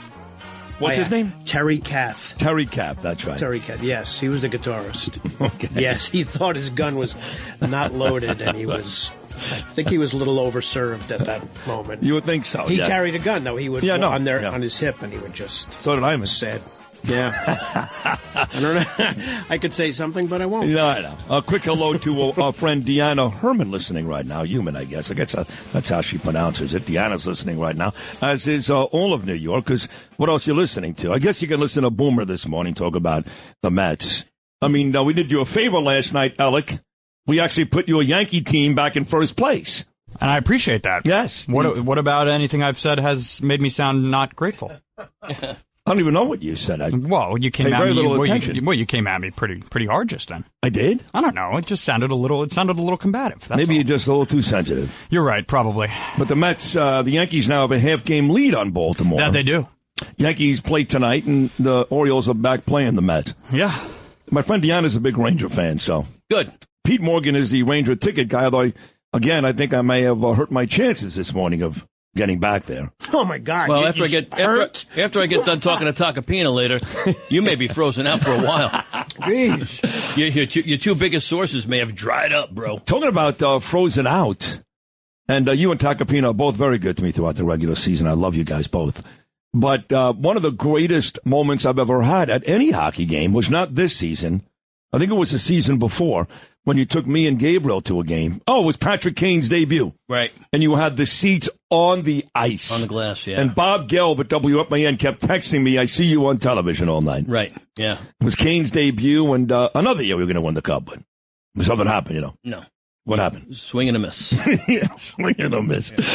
But we'll see Pete over at Giant Stadium week 1. Anthony D'Esposito checks in, the great Long Island congressman, and he's like, I was right about Santos. Imagine if he was on the ticket.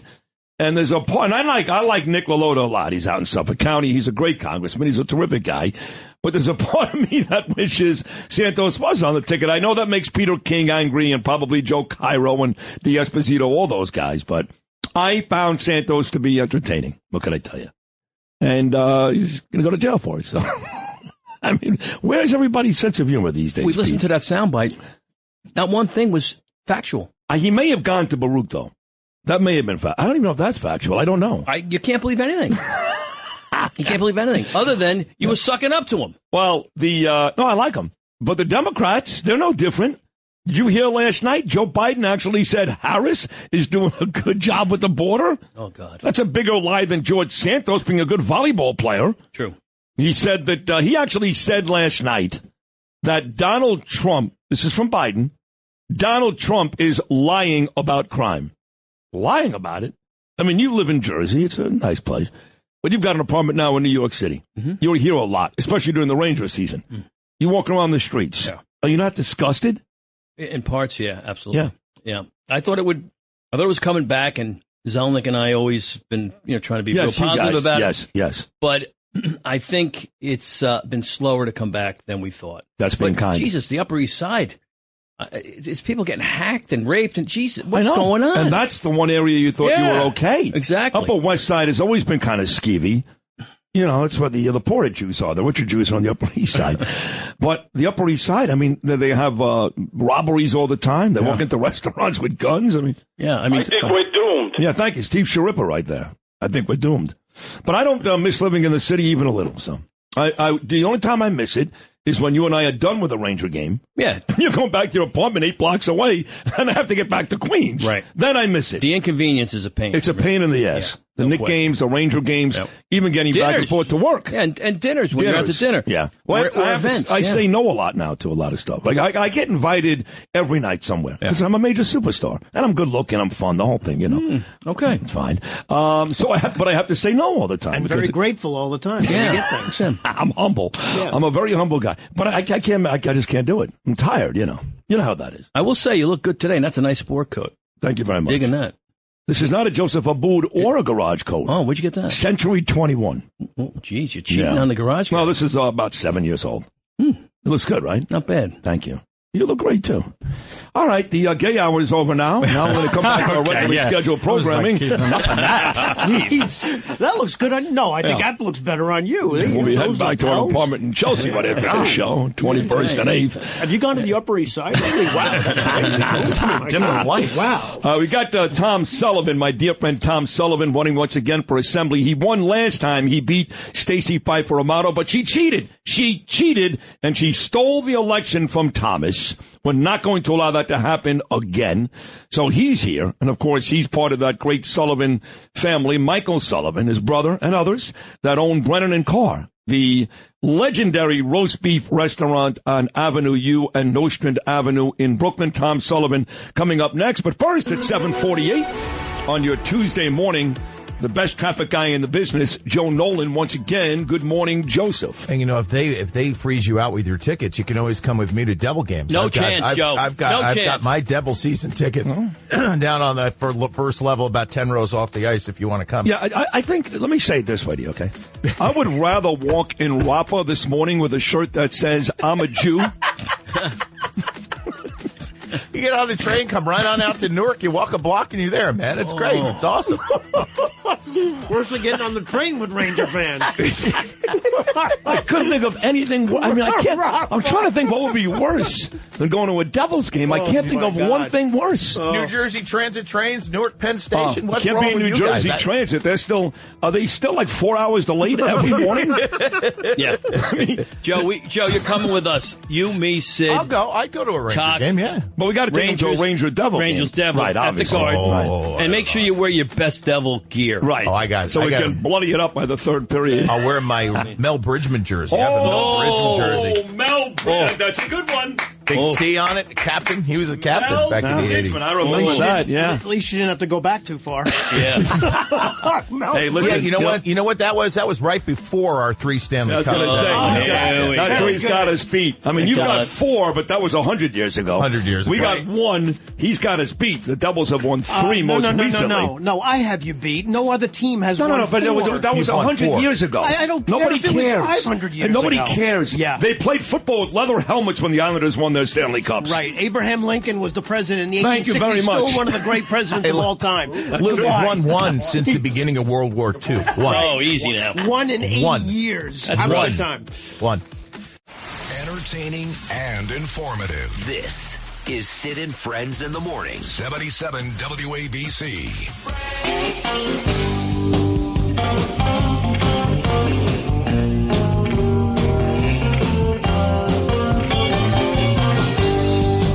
All right, having a ton of fun this morning. Been a terrific show. Curtis Sliwa was great.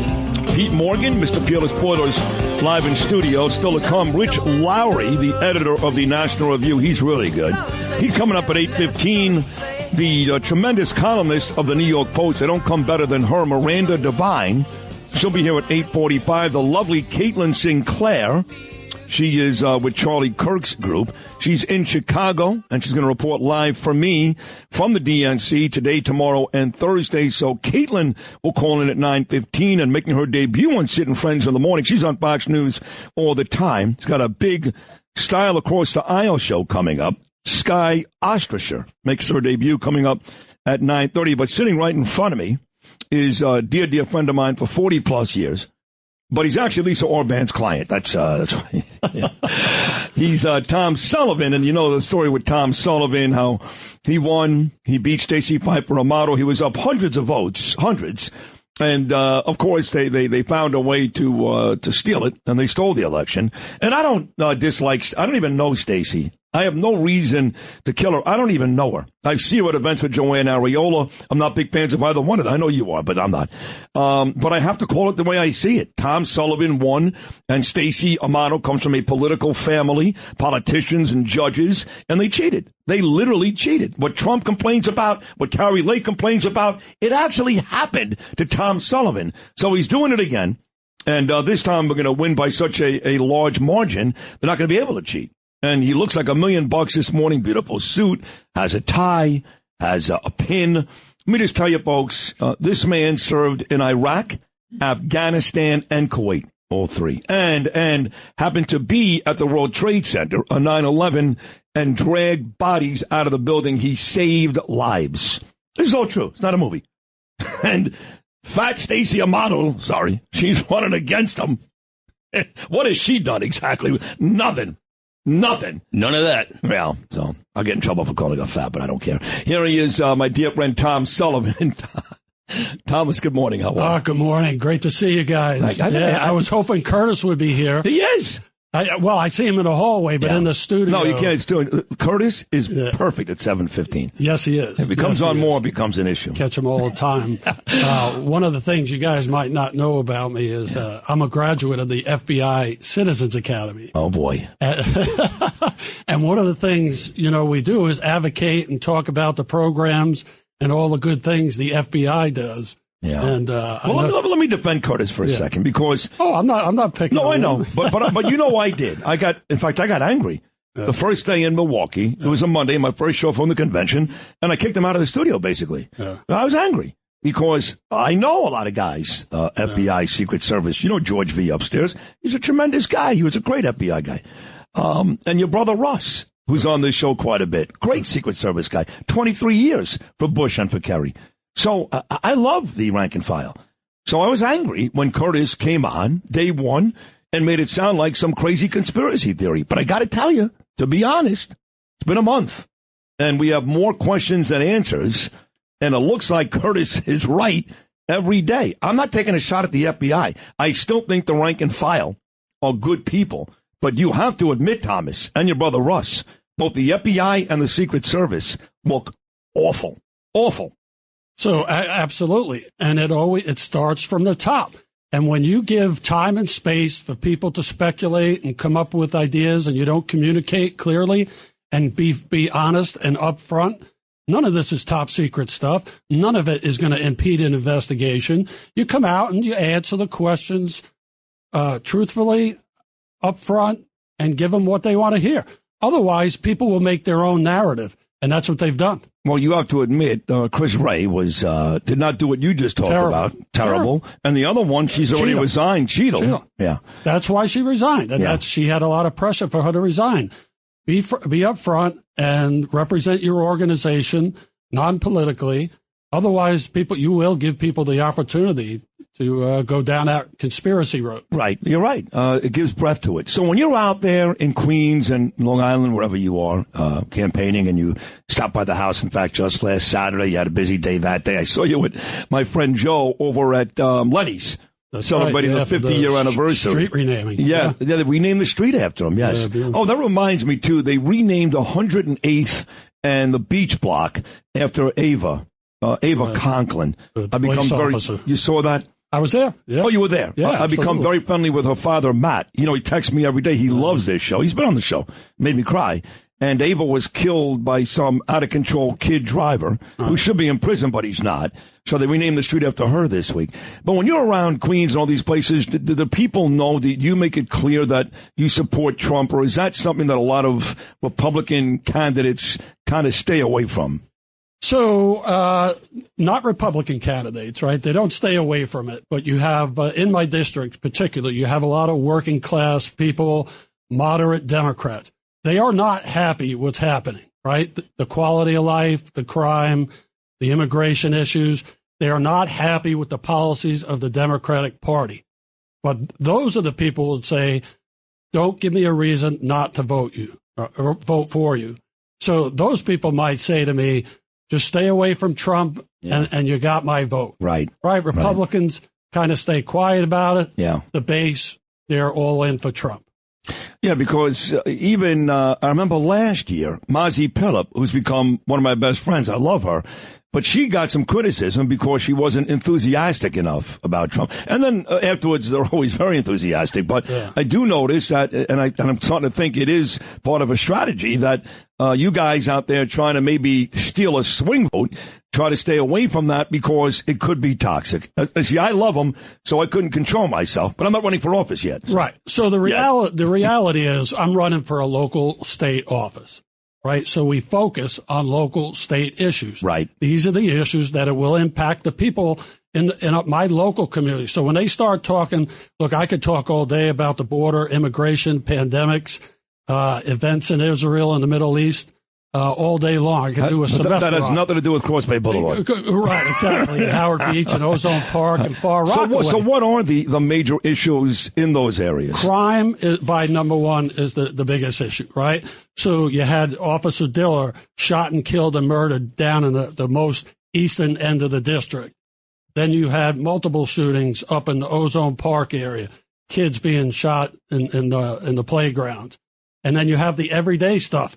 They're no longer, right, taking subways and buses. They got to spend a fortune on Ubers. That's right. We're also not that far removed from seeing a video on the Rockaways around 92nd Street from that lady who got beat up by like 6 black guys. So, yeah. I mean, it was brutal, right? Moving into our house. Yes. That's right. That happened probably about 6-8 months ago. It happens more than is even reported, I believe. I believe that's true. Right? You hit something touched on something very important, right? Eric Adams talked about crime being down all around. Right now, we are talking about record plea agreements. That's why crime is down. You're getting felonies down to misdemeanors down to desk appearances, and crime is down. That's why. That's how they see crime is down. And the other reason, the occurrences are way up. More. And so not only are you a veteran, and a great one, I highly decorated 3 different boys, but you also come from a family of cops. Brian was a cop for a long time. So not only are they doing what you just talked about, but is it not fair to say that cops are also not making arrests these days because they are really sick and tired of arresting these mutts and watching them on the streets 15 minutes later? Well, that's exhausting, discouraging, but we got to go back to qualified immunity, right? That doesn't mean a cop gets to do whatever he does. If he uses the training, the tools he was given, and his knowledge to enforce the laws, he can't be held personally responsible. His house, his pension, his personal assets. They don't have that right now. And it's one of the only law enforcement agencies in the United States that don't enjoy qualified immunity. Well, whose fault is that? Is that the mayor? Is that the governor? Who is that? Political officials enjoy that. Of course. Protected by qualified immunity. Right. So who's the person that should be out there trying to get that done and can get it done? Well, see, this is where I have a bone to pick with Stacey Pfeffer Amato, right? She's a state official. This city, the city council, is doing whatever they want with these absurd policies that do not support the law enforcement agencies in this state, to include federal and state agencies. So what are you doing as an elected state official to make sure that they're operating within sane boundaries? Yeah. I mean, look, I don't know enough about her. I mean, I'm a dear friend of yours for over 4 decades. So it didn't matter who you ran against. You know, I'd have to even vote for you over Trump, which is amazing because I love Trump. But you just were too close. We're like brothers. So I don't really pay a lot of attention to who you're running against because I'm going to vote for you anyway. But you just pointed out one difference between you and Stacey. Give me a couple of more why you're the right choice and why she's not. So here's what I would tell you, right? You have a career politician. A mother was in the seat for 28 years. She's now going on 12 years, right? I don't fault her for what she hasn't or has done in life. But what I'm trying to get out there to the people, it's very time consuming, very costly. I am a very experienced, very broad experience, 30 years in finance, still working, 30 years in the military. I just retired last year, 4.5 years away from my family. I owned a restaurant in Nassau County for 10 years. I'm associated with a family business that I do all the finances, licenses for family business, 86 years. I've had multiple jobs my whole life. I associate with people more. I just want them to know that. Number one, you have a choice. You have a qualified choice out there, and I appreciate the consideration. And going back to a second about law enforcement, right? I'm making a plea to all your law enforcement officers out there. My father was a detective. My oldest brother, a Secret Service agent. One brother was an inspector on the Port Authority Police Department. Other brother, Timmy? Brian. Oh, Brian was. Right. Your neighbor over there on 125th. Love Brian. Yeah. And the great Karen Barbano. And my brother Tim, 30 years in the active duty military. Brother Dan, NYPD and FDNY.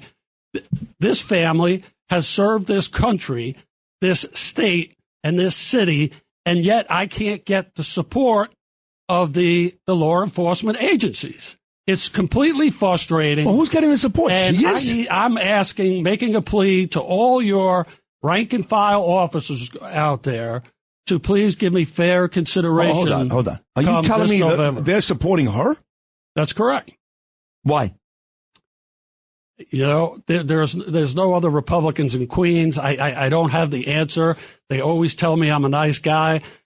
This year, they wouldn't even bring me in for an interview. I filled out their surveys. I answered all their questions, and they wouldn't bring me in. So I'm just appealing to the rank and file, and I do take it personally, right? I'd be pissed. People say don't take it personally. No, I'd be pissed. My father loved this city, loved being a detective. My brothers all had full and distinguished careers serving this city. You once mentioned on the show about a dynasty. I came back at you and I said, we're not the dynasty. They're the dynasty of entitled career politicians. So do you want more of that, or do you want a person who served his country, his city, and his community? So it's too late to get that endorsement, I guess, huh? The rank and file can endorse you, but it's too late to get it from the Marcus. Hey, Sid, I appreciate it. We have over 8 to a dozen retired police chiefs, 4-star, 3-star inspectors, all in district that have given me their personal endorsements. We've published them out there to include Chief Joe Fox, which everybody loves out there in the Rockaways.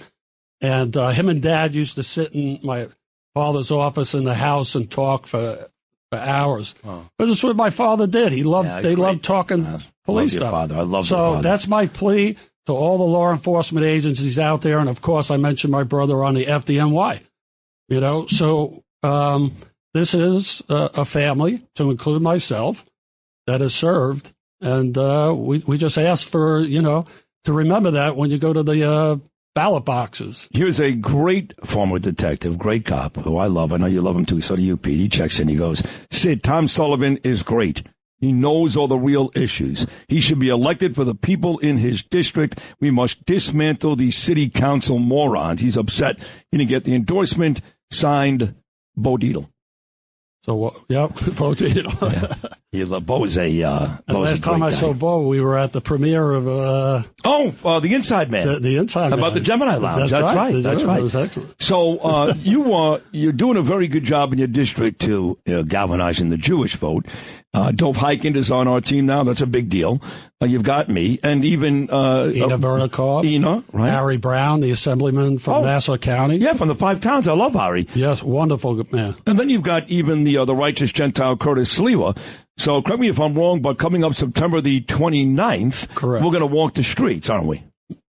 Me, you, hopefully Ina, Curtis, and Harry Brown is committed. Nice. And we're going to go door to door and make our appeal. I get it. It's tough. She's a Jewish woman. But, who is? Amato? Yeah, that's correct. That's Italian. Right. Is she really Jewish? Yes. Oh, Pfeiffer may be correct. Jewish. That's correct. I don't count her as a Jew. She's a crappy Jew like Doug Emhoff. I heard the show. Here we go. Put her on the list. You knew that was coming. Put her on the list. We're back to the crappy Jew. Well, you can't be a real Jew and then add an Italian name. Yeah. If you're a good Jew, you keep Stacy Piper. And I love Italians. No one loves Italians more than me. I want to be Italian. Once you add the Italian name, you're a crappy Jew. Yeah. Add it to the list. Doug Emhoff and Stacy Piper Amato. Crappy Jews. And Jewish people will still vote for her because they think she's Jewish. These morons, right? Well, in these particular 6 election districts, right? Lee Zeldin got 80%. Jewish? He's right? Jewish. Right. Real Jew. I understand. Yeah. He got 80%. Stacy got 80%. Tom Sullivan got 20%. Jeez. So, well, listen, I've served in the Middle East. I understand the dynamic out there. Hamas, Hezbollah, Iran, the Houthis, they're all pawns of the Iranian regime, and they're wreaking havoc on the Lebanese people, the Palestinian people, the Yemenis, right? And they're being used by Iran. Yeah. And they've brought nothing but destruction to Yemen, to the Gaza Strip. Yeah. And now Lebanon was doing so well for so many years. But it's a mess now. It's a mess. Yeah. So in the final 60 seconds, I'm not going to lie. For my job, I had to watch some of it. I went back and forth last night with Laura Ingraham and Jesse Waters, and I'd watch them for a couple of minutes. I'd get nauseous, put the Met game on, and go back and forth between the douchebag National Convention and the Mets. Are you able to watch this stuff? Are you even watching it? It's hard. So, listen, I watch so I can see it firsthand and understand. It is very hard because I do believe we have a better message. Republicans have a better message. They have some good messengers out there, right? And this is one of the problems I think that Trump has. They had Bill Clinton out there. We didn't have George W. Bush out there, right? And that's hard. And that's Trump's choice.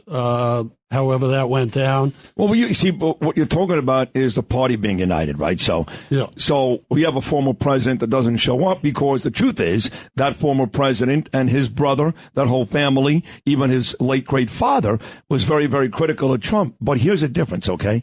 Trump's authentic. So you're going to get Clinton out there tonight. You're right, okay? Correct. But between the Obamas and the Clintons and the Bidens, they all hate each other. They hate each other. Agreed. A lot of them do. Agreed, but they sell it, and the people believe it. I know. And when you're there, right? You say, well, we were there. How can you prove that, right? If you're not there, you have a problem. So on the way out here, if you want to go on policies, it's not close. Listen, Trump, not even close. Not even close. Well, same thing with you and Stacey. Not even close. You got the policies. So for folks today who want to help out the Tom Sullivan campaign, what's the best way to do it? The best way is to go to sullivanforassembly.com. We have a campaign called 10 for Tom, and we appreciate a $10 donation. It's pretty simple. Obviously, you can give more if you'd like. That's not the limit. But we're trying to reach as many people as possible, and your $10 would go a long, long way from a lot of people. There you have it. That is good to see you, Tom. You got Willis, you got Sullivan, you got Toms everywhere. It's great to see you. You know how much I love you anyway. We're friends for over 4 decades. But I'm proud of you. Everything you've done has been amazing. You're a great American, and you will be a great assemblyman, and you're going to win. You're going to win. Listen, 2.4 million people in Queens, and we have no state assembly, Senate, or congressional representative for the Republican Party. How is that? I hope to be the first in 5 decades to be out there. You will be. You're talking imbalance of government. Yeah. Oh, you will be. Ladies and gentlemen, make sure you vote for my friend. He'll be back again before the election. But the great Tom Sullivan, what's the district number again? 23rd Assembly District. 23rd Assembly District, the great Tom Sullivan. Thank you, buddy. Good to see you. Look great. Where are you going right after this? Actually, we're heading down to the Board of Elections. Oh, okay. Downtown. Both of those people. Well, we'll take a short break. Noam's got the news.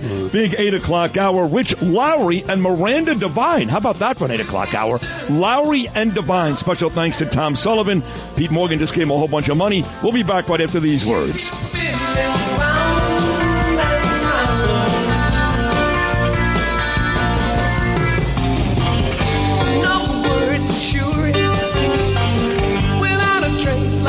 Shadows in the sun. No room to rush. It's all been done. You got new friends, new food. You know that. Putting troubles to the boat. Tired I slow dance in the sunlight. It's all a joke. We'll keep spinning round and round.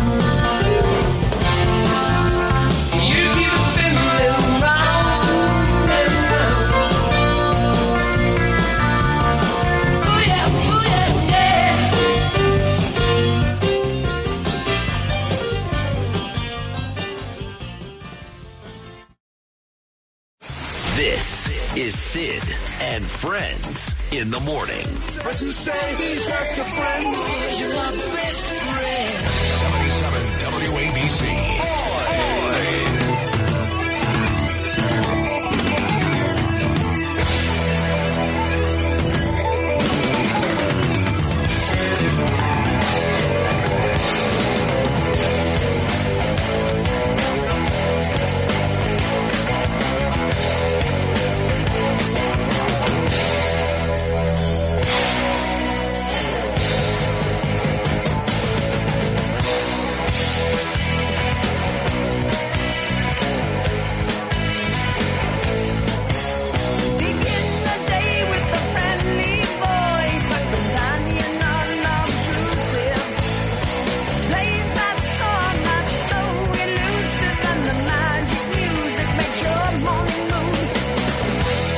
Rush.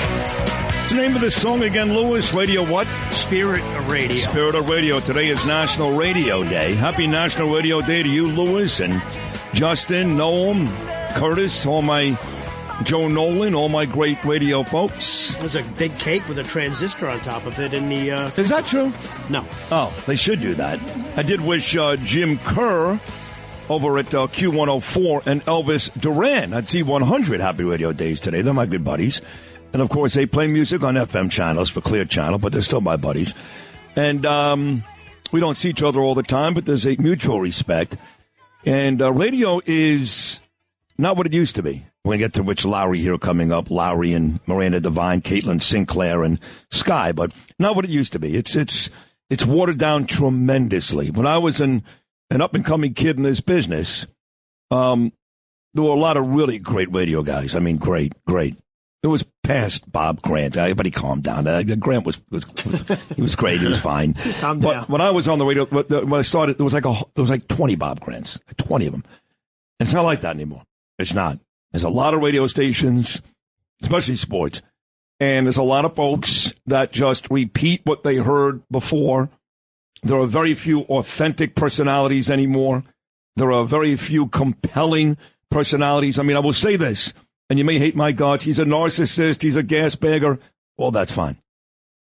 But the one thing I'm not is boring and predictable. And I'll tell you why that's the case.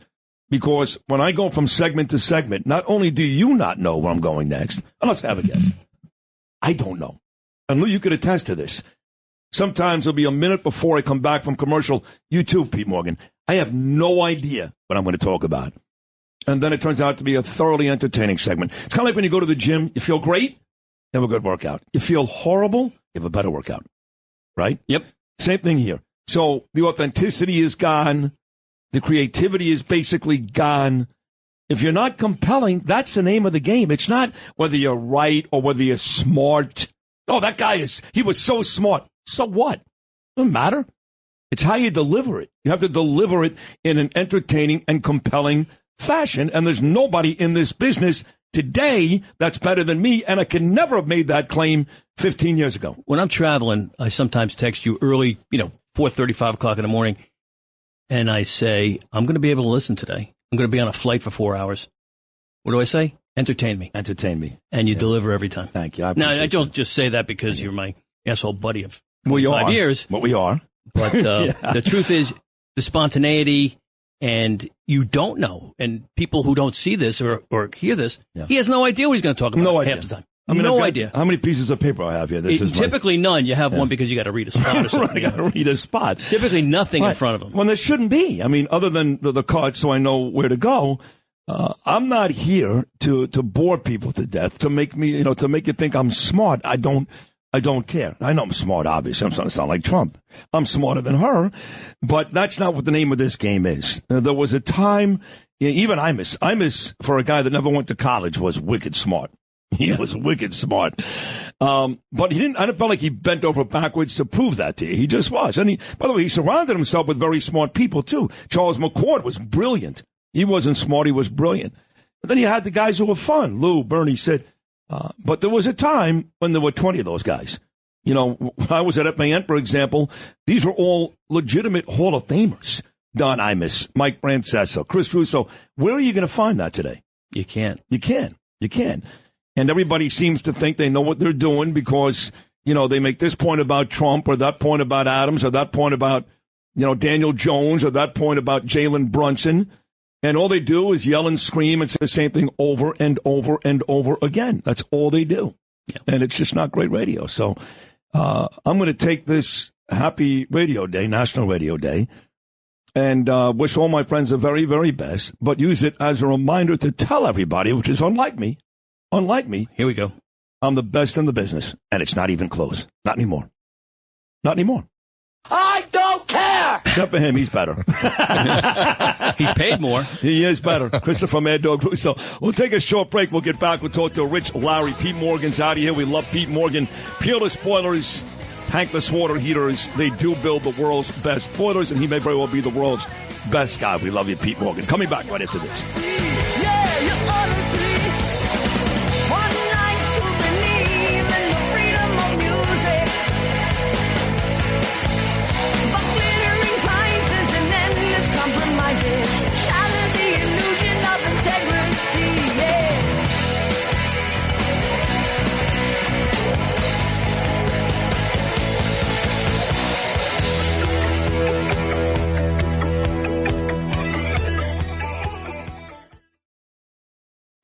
This is Sid and Friends in the Morning. Entertaining and informative. Oh, you're my best friend. 77 WABC. She's just a slob.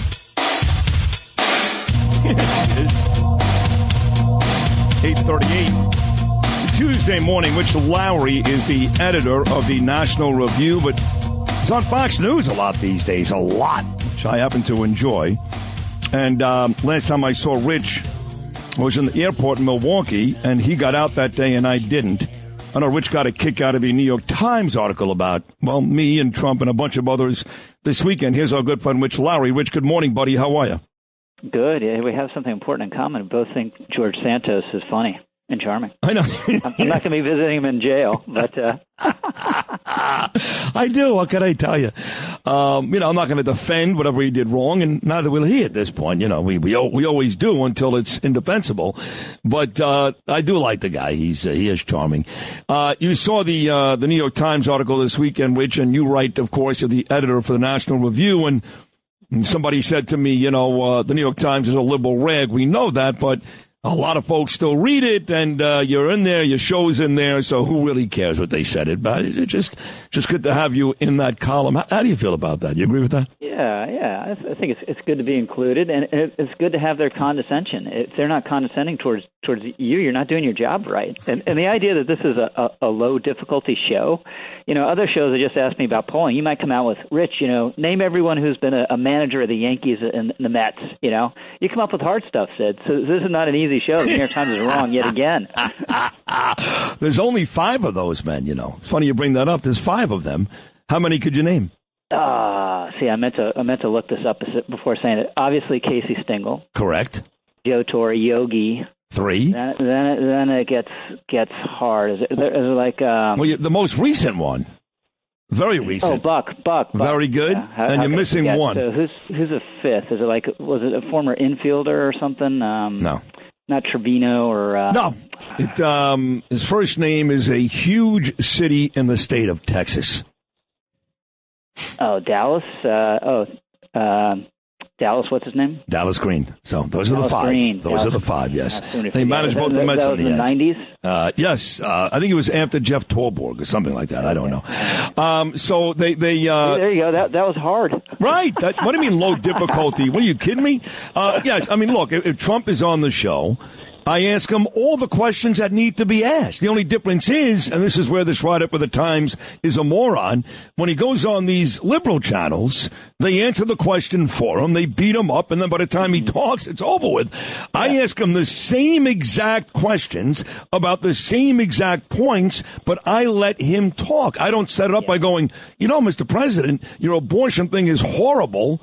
Tell me about it. I don't do that. So that doesn't make it low difficulty. It makes it fair. Yeah, and you can a friendly interview can be a good interview, as you say. If you're not hostile, let the person talk. You might, how many times did the Times mention the thing you got from them about the Jews, right? Right. the good Jews and the bad Jews. Yeah. Now, that's turned out to be huge. I mean, he said that with Sebastian Gorka even before this show, but for some reason the news cycle here lasts a little longer. It's a New York radio show, I guess. But it's been going on for weeks, and, of course, I called Doug Emhoff, who's going to speak tonight, a crappy Jew. But one of the things that I also mentioned to Trump in the conversation was I'm a little tired of the Trump needs to be nice. And I have to tell you, Rich, I fight. I literally fight with people every day, on and off the show, including O'Reilly last week. I think that is so overstated. And when I watched night 1 of this ridiculous event last night, and all they did, whether it was AOC or Hillary Clinton, anyone, Kathy Hochul, they destroyed them. Now, don't tell me they did the same thing in Milwaukee, because I was there. You're wrong. In Milwaukee, they found a way to say nice things about Trump, and they beat up Biden a little. In Chicago, all they do is beat up Trump. That's it. So don't tell me he has to be a nice guy. Yeah, the Republican convention and the assassination attempt worked in the sense that a lot of these polling now, Trump has his highest favorable rating ever, which is great. And I don't think there's anything at the Democratic convention they're going to say about Trump that's going to convince anyone not to favor Trump. It should all be about pumping up Kamala. And I mean, she's had one of the most amazing 3 weeks in presidential politics, at least since Donald Trump had his amazing 3 weeks, and the race is still kind of where it is. Maybe she's ticked ahead a little bit in the national polling, but it's basically tied. So this thing is going to be a barn burner down the stretch. I agree. Boy, did they show the current president the ultimate disrespect. They can call keynote. That's a fancy word. But to have this guy speak on a Monday night when most people are first arriving, they're having dinner at the Capitol Grill, they don't really start showing up. I've done this now till like Wednesday and Thursday. Monday night for the outgoing president of the United States. At 11:30 p.m. Eastern. Right. I mean, how disrespectful. I don't think they're upset upset about that. You know, she needs separation from him. I mean, and they had to give him a night, but I don't think they're upset that he was pushed out of prime time because he's a hugely unpopular president. But they're so phony. Because here's Pelosi saying, we love Joe. Then she goes, listen, I did what I had to do. And we know the Obamas, who both are going to speak tonight, Barack and Michelle, they both hate Biden's guts. So, you know, they keep pushing this unity thing. And it's hard to believe because it seems like just yesterday we were talking about Paul Ryan and Mitch McConnell and Mitt Romney and all these lousy people. But the truth is the Republicans at this point under Trump are much more, I believe, much more unified than this joke of a Democrat Party. I don't know about that because I don't think there are any Biden loyalists. I think that the Biden loyalists are the immediate family and advisors who have been with him 20 years. Yeah, but they were all Biden loyalists 2 months ago. I know, but that was all phony. It was all fake. That's my point. So isn't this phony now too? The way Kamala's just a vehicle. She's a cardboard cutout of a politician. Right. So what I'm saying is the Republicans, and some still hate Trump. I know that. There's probably a bunch of them, but they really love him. Do any of these people, did they ever really love Joe? Do they really love Kamala? No. They're vehicles. You know, she is a teleprompter reader. That's what she is, and an image. And you know, it's better than Biden. I mean, that speech was pathetic last night. The guy is a relic. You know, he tells the same lies over and over again about Trump and Charlottesville and all the rest of it. So they chose wisely. You know, Pelosi and Obama and all the rest of them. If nothing else, they're cold-blooded and clear-eyed, and they realized Biden was very likely going to lose. And now it's a competitive race again. So one of my favorite images last night was Pelosi with the "We Love Joe" stick chanting, but then you could see her eyes kind of darting around. You know, she obviously in the Agatha Christie murder mystery, a lot of suspicion would focus on her. So, what do you think? You know, again, it is a close race. I think a lot of people think the debate will be the deciding factor, but I've had people on the show in the last week, Joe Beningo, John Kaczmatidis, one of the smartest guys I know, and they really believe that Kamala is not going to debate. Now, I don't know how she's not going to do it because what's going to be her excuse? I mean, I look at it like Trump wins either way. If he debates her, he's going to kill her. And if she doesn't debate him, then he can say, look, she backed out because she knows she would have lost. How does she win that battle? Yeah, I think she's got to debate him. And I wouldn't be so certain he's going to kill her. I mean, she will prepare to the max. She's memorizing note cards as we speak, and she'll have like 30 memorized lines about every potential topic and question. And if she just ties them, you know, if she just does okay, that's a victory. Well, how's she going to do it? But listen, when he says to her, the borders are, when he says to her, you bailed out all of these people that burned down and terrorized our cities. I mean, I understand she can call him a convicted felon like they did last night 100 times. I get that. I put away very, very bad people like you, Mr. President. I get that. That's all she's got. He's got 10, 20 different things to work with. How could she possibly not lose? Well, on the border, she'll say, I wasn't the border czar. And she'll say, you know, crossings have reduced by 50%, and we had this wonderful bipartisan bill that you killed. You know, it doesn't have to be truthful or make any sense. A lot of stuff she just needs something to say, and they'll give it to her. So Trump needs to have a really good debate. There's no doubt about it. But she's going to prepare and have all these memorized lines. So he better prepare too. So you're pretty sure she's going to do it? Yeah. Okay. I think it'd be really hard, having agreed to back out. Yeah, me too. It'll make it worse, actually. Well, listen, you're the best, and of course we do this throughout the week. You are, Sid. Happy Radio Day. Thank you, Rich. You Thank you for doing this. We'll do it again next week, buddy. Thank you so much. All right, that's the great Rich Lowry, editor of the National Review. We'll take a short break. Still lots more to do. New York Post columnist Miranda Devine is going to be here. We'll also talk to our dear friend, the lovely Caitlin Sinclair, live in Chicago. She works with Charlie Kirk, but she's covering the DNC. And also my friend Skye makes her debut on this program coming up later on this morning. 3 great guests still to come Tuesday morning with Sid. Crazy makes me see you more clearly. Oh, baby, now I can see you. Wish I could stop, switch up the clock, make it all happen for you. I'm alive. I'm so alive. I'm alive. I'm so alive.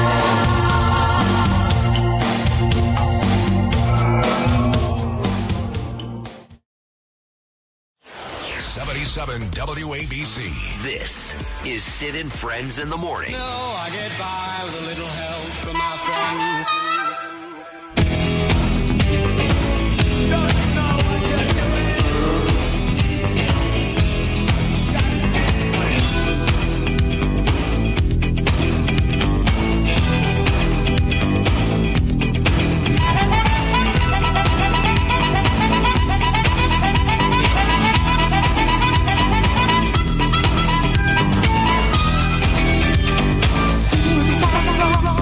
Great song, Suicide Blind. I watched the Netflix special on this guy, Michael Hutchins, in excess. It was great. It's crazy, isn't it? Yeah, he was really depressed. I mean, he was... And he had like 3 amazing girlfriends in a row. 3 gorgeous girls, yeah. But one of them just destroyed him, but yeah. He, it was a sad story. It was like sad. He had a bicycle accident. Did you see that part of it? Where yes. a bike rider hit him. Yeah. And he lost hearing in one of his ears. And that was a problem for him. Yeah.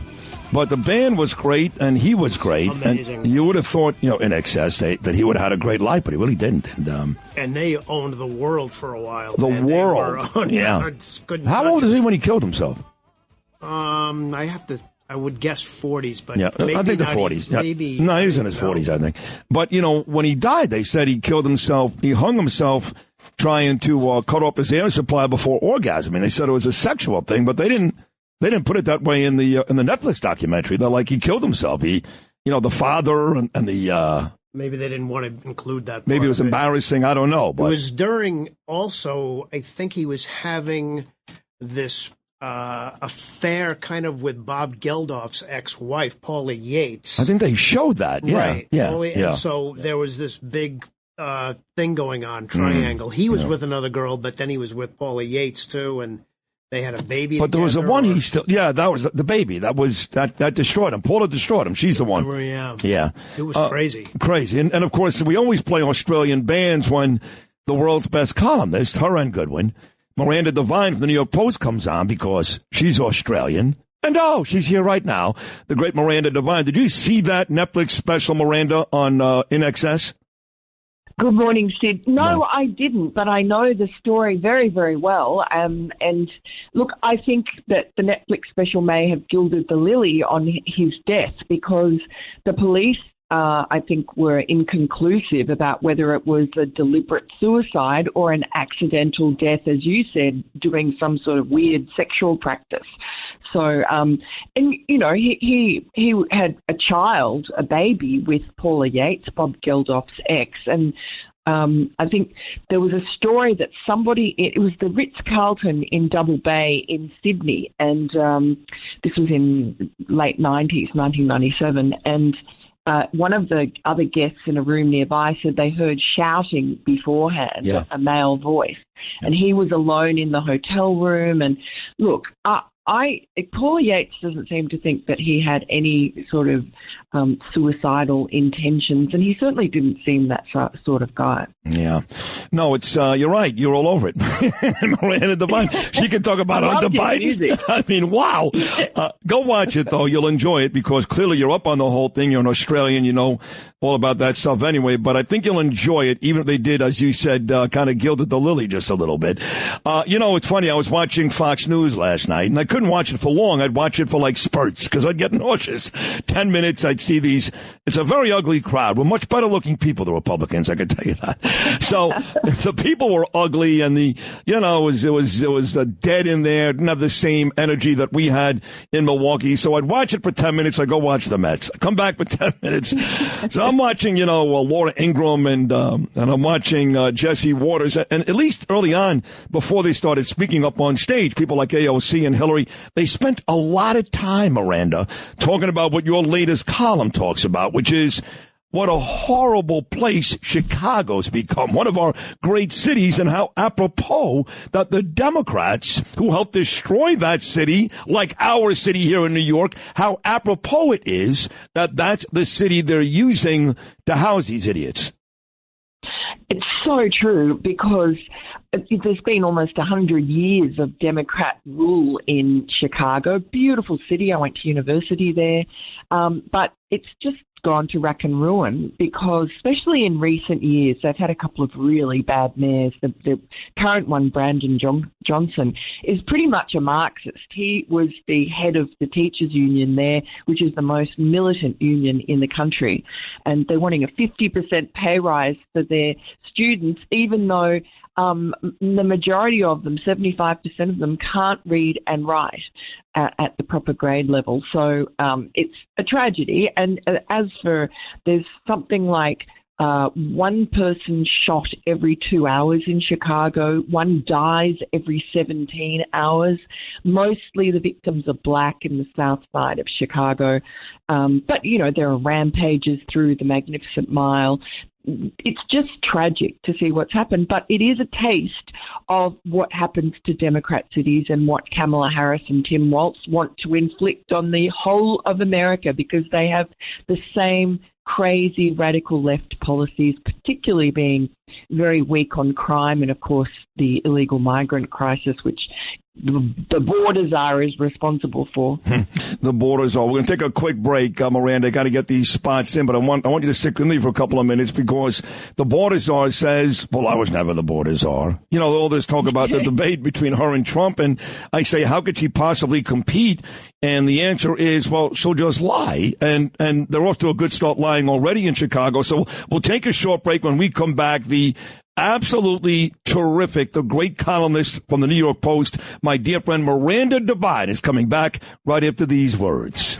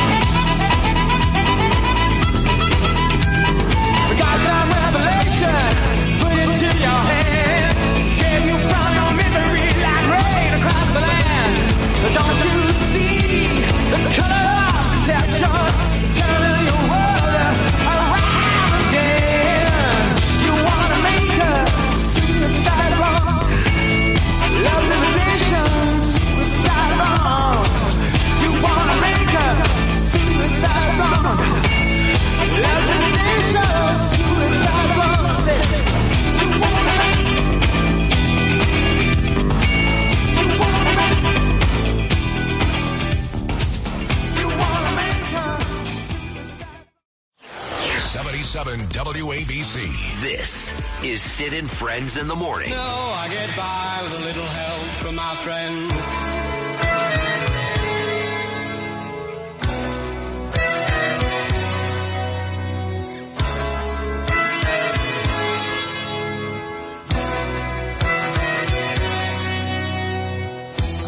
I can't get to sleep.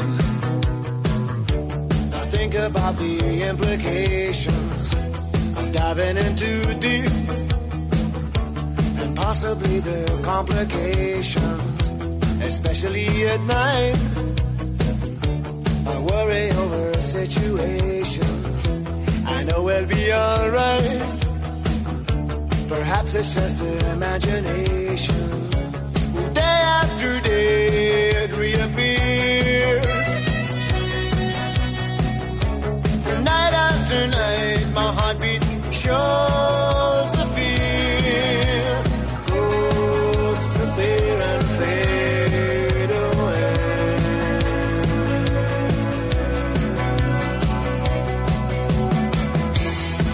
For Australia, right here with Men at Work. Overkill 9:03 on your Tuesday morning. Back with the great New York Post columnist Miranda Devine. See, we always make you feel right at home, Miranda, right? You really do. It's so nice to hear. Thank you so much. I love it. You're welcome. See, Brett Baer can never do that, by the way. So we're talking about, you mentioned the Harris Walz ticket, and it's scary. I mean, it really is scary. You wouldn't know it if you watch this DNC. They're yelling and screaming and smiling. They've turned this lady into Martin Luther King with a female anatomy. But it is, in my lifetime, the scariest ticket I've ever seen. It is so anti-America that it has to have your head scratched, no? That was exactly what I was going to say. Un-American. It's just such a foreign, this communist platform that they have, such as it is, and Tim Walz's terrible background and the weird pronouncements that Kamala Harris has made in her own very sad presidential bid in 2019. She didn't even make it to Iowa. She was so dreadful. Look, I mean, you just saw last night. I don't see how it can work. It is such a schizophrenic sort of campaign because on the one hand, you have Harris coming out and being all unity and light, and we all love each other and we have more in common than we have, that split us apart, etc. And then every single speaker was just doom and gloom and hatred for MAGA and Donald Trump. Donald Trump had just survived an assassin's bullet just a few weeks ago, and there they are on stage saying that he's a clear and present danger and he's a convicted felon and what a terrible person he is. They really are so frightened of him, and all they have is demonizing Donald Trump and demonizing his followers. No, it's true.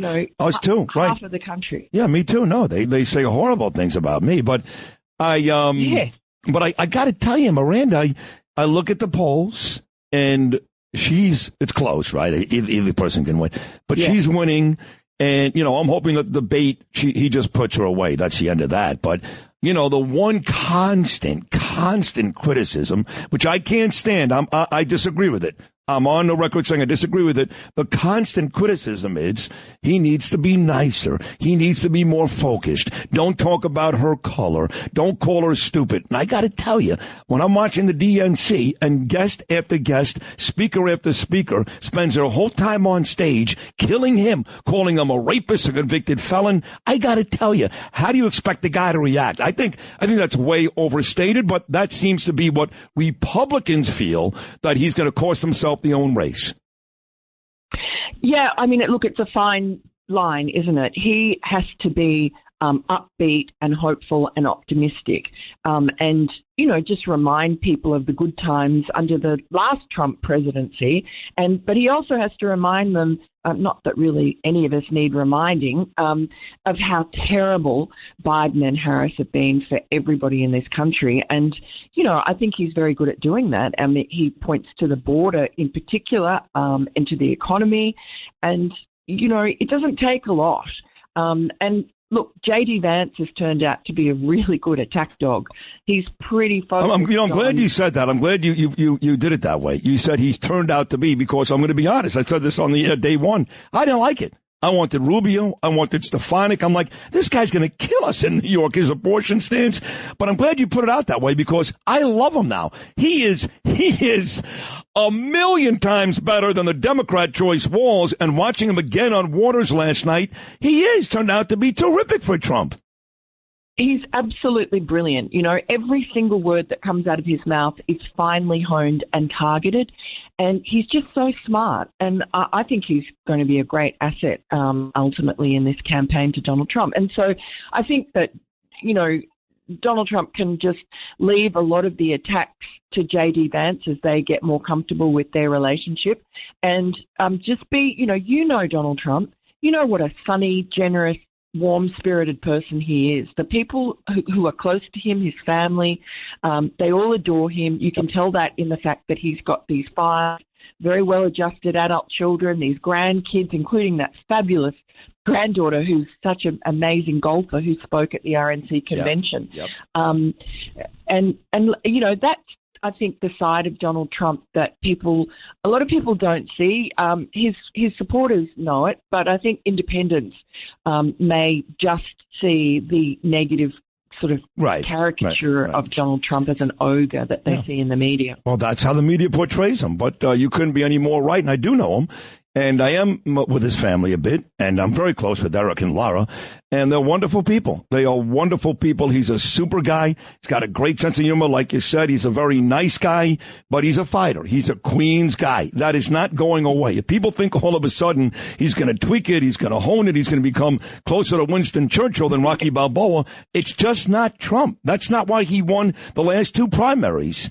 So my suggestion is let Trump be Trump, and he's much better than the other choice. Well, maybe that's why Corey Lewandowski is there, because that's his favourite line, let Trump be Trump. And as you say, it's been successful for him. And, as long as he's not negative in his head, as long as he's feeling positive, there's nothing better than Trump in a good mood. He probably won't be in a great mood watching the RNC convention this week, because there's such lies. I mean, they did, I was on Fox Nation last night doing it live and afterwards, and we sort of were joking about having a drinking game for all the lies that Joe Biden told. He did the suckers and losers hoax. He did the very fine people hoax. Yep. He just could not let up on Donald Trump. And the lies have been fact-checked and proven as lies over and over, even by Snopes and the Washington Post and all those other liars. Yep. And yet they still use them. So it would make you furious to be lied about like that. Even Jake Tapper said Charlottesville. He said that. He said there are fine people on both sides except the Nazis. But the media very conveniently leaves out the part where he said except the Nazis. I love you. You were great again. Excellent, excellent. I wish you would come back more often. I watch you at every opportunity on television. You're tremendous. Thank you so much, Miranda. Thank you. Thanks so much, Sid. Great to have you on. That's the brilliant Miranda Devine, New York Post columnist. I love that lady. I really do. We'll take a short break. Two more ladies stopping by this hour before I hand it off to Brian Kilmeade coming up in 10, including the lovely Caitlin Sinclair, live from Chicago. I'll be right back.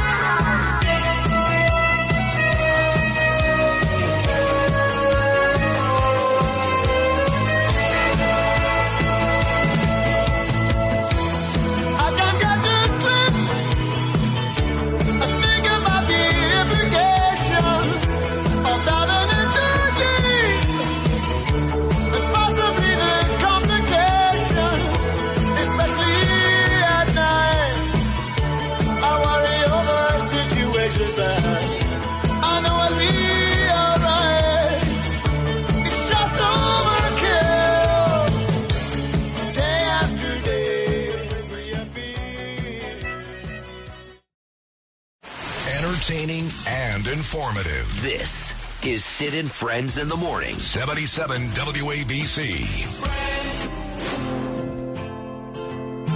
I saw her today at the reception.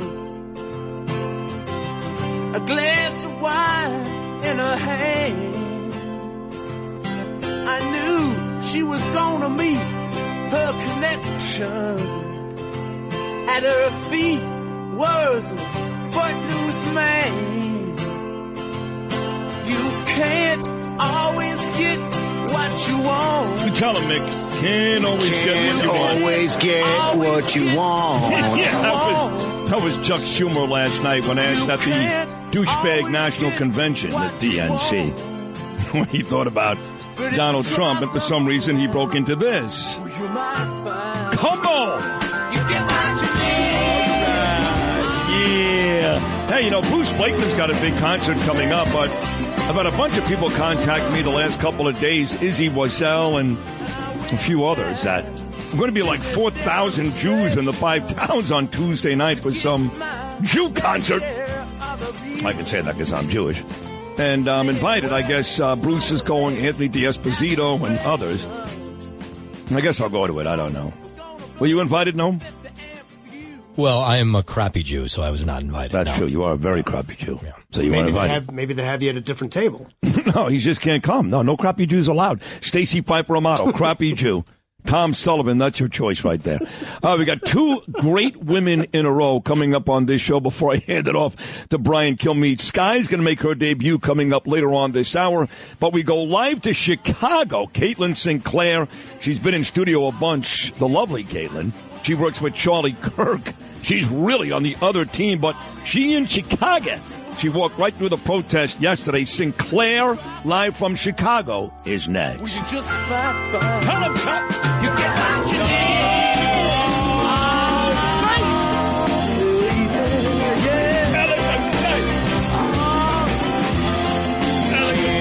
Always get what you want. Chelsea drugstore to get your prescription. tripped and feared.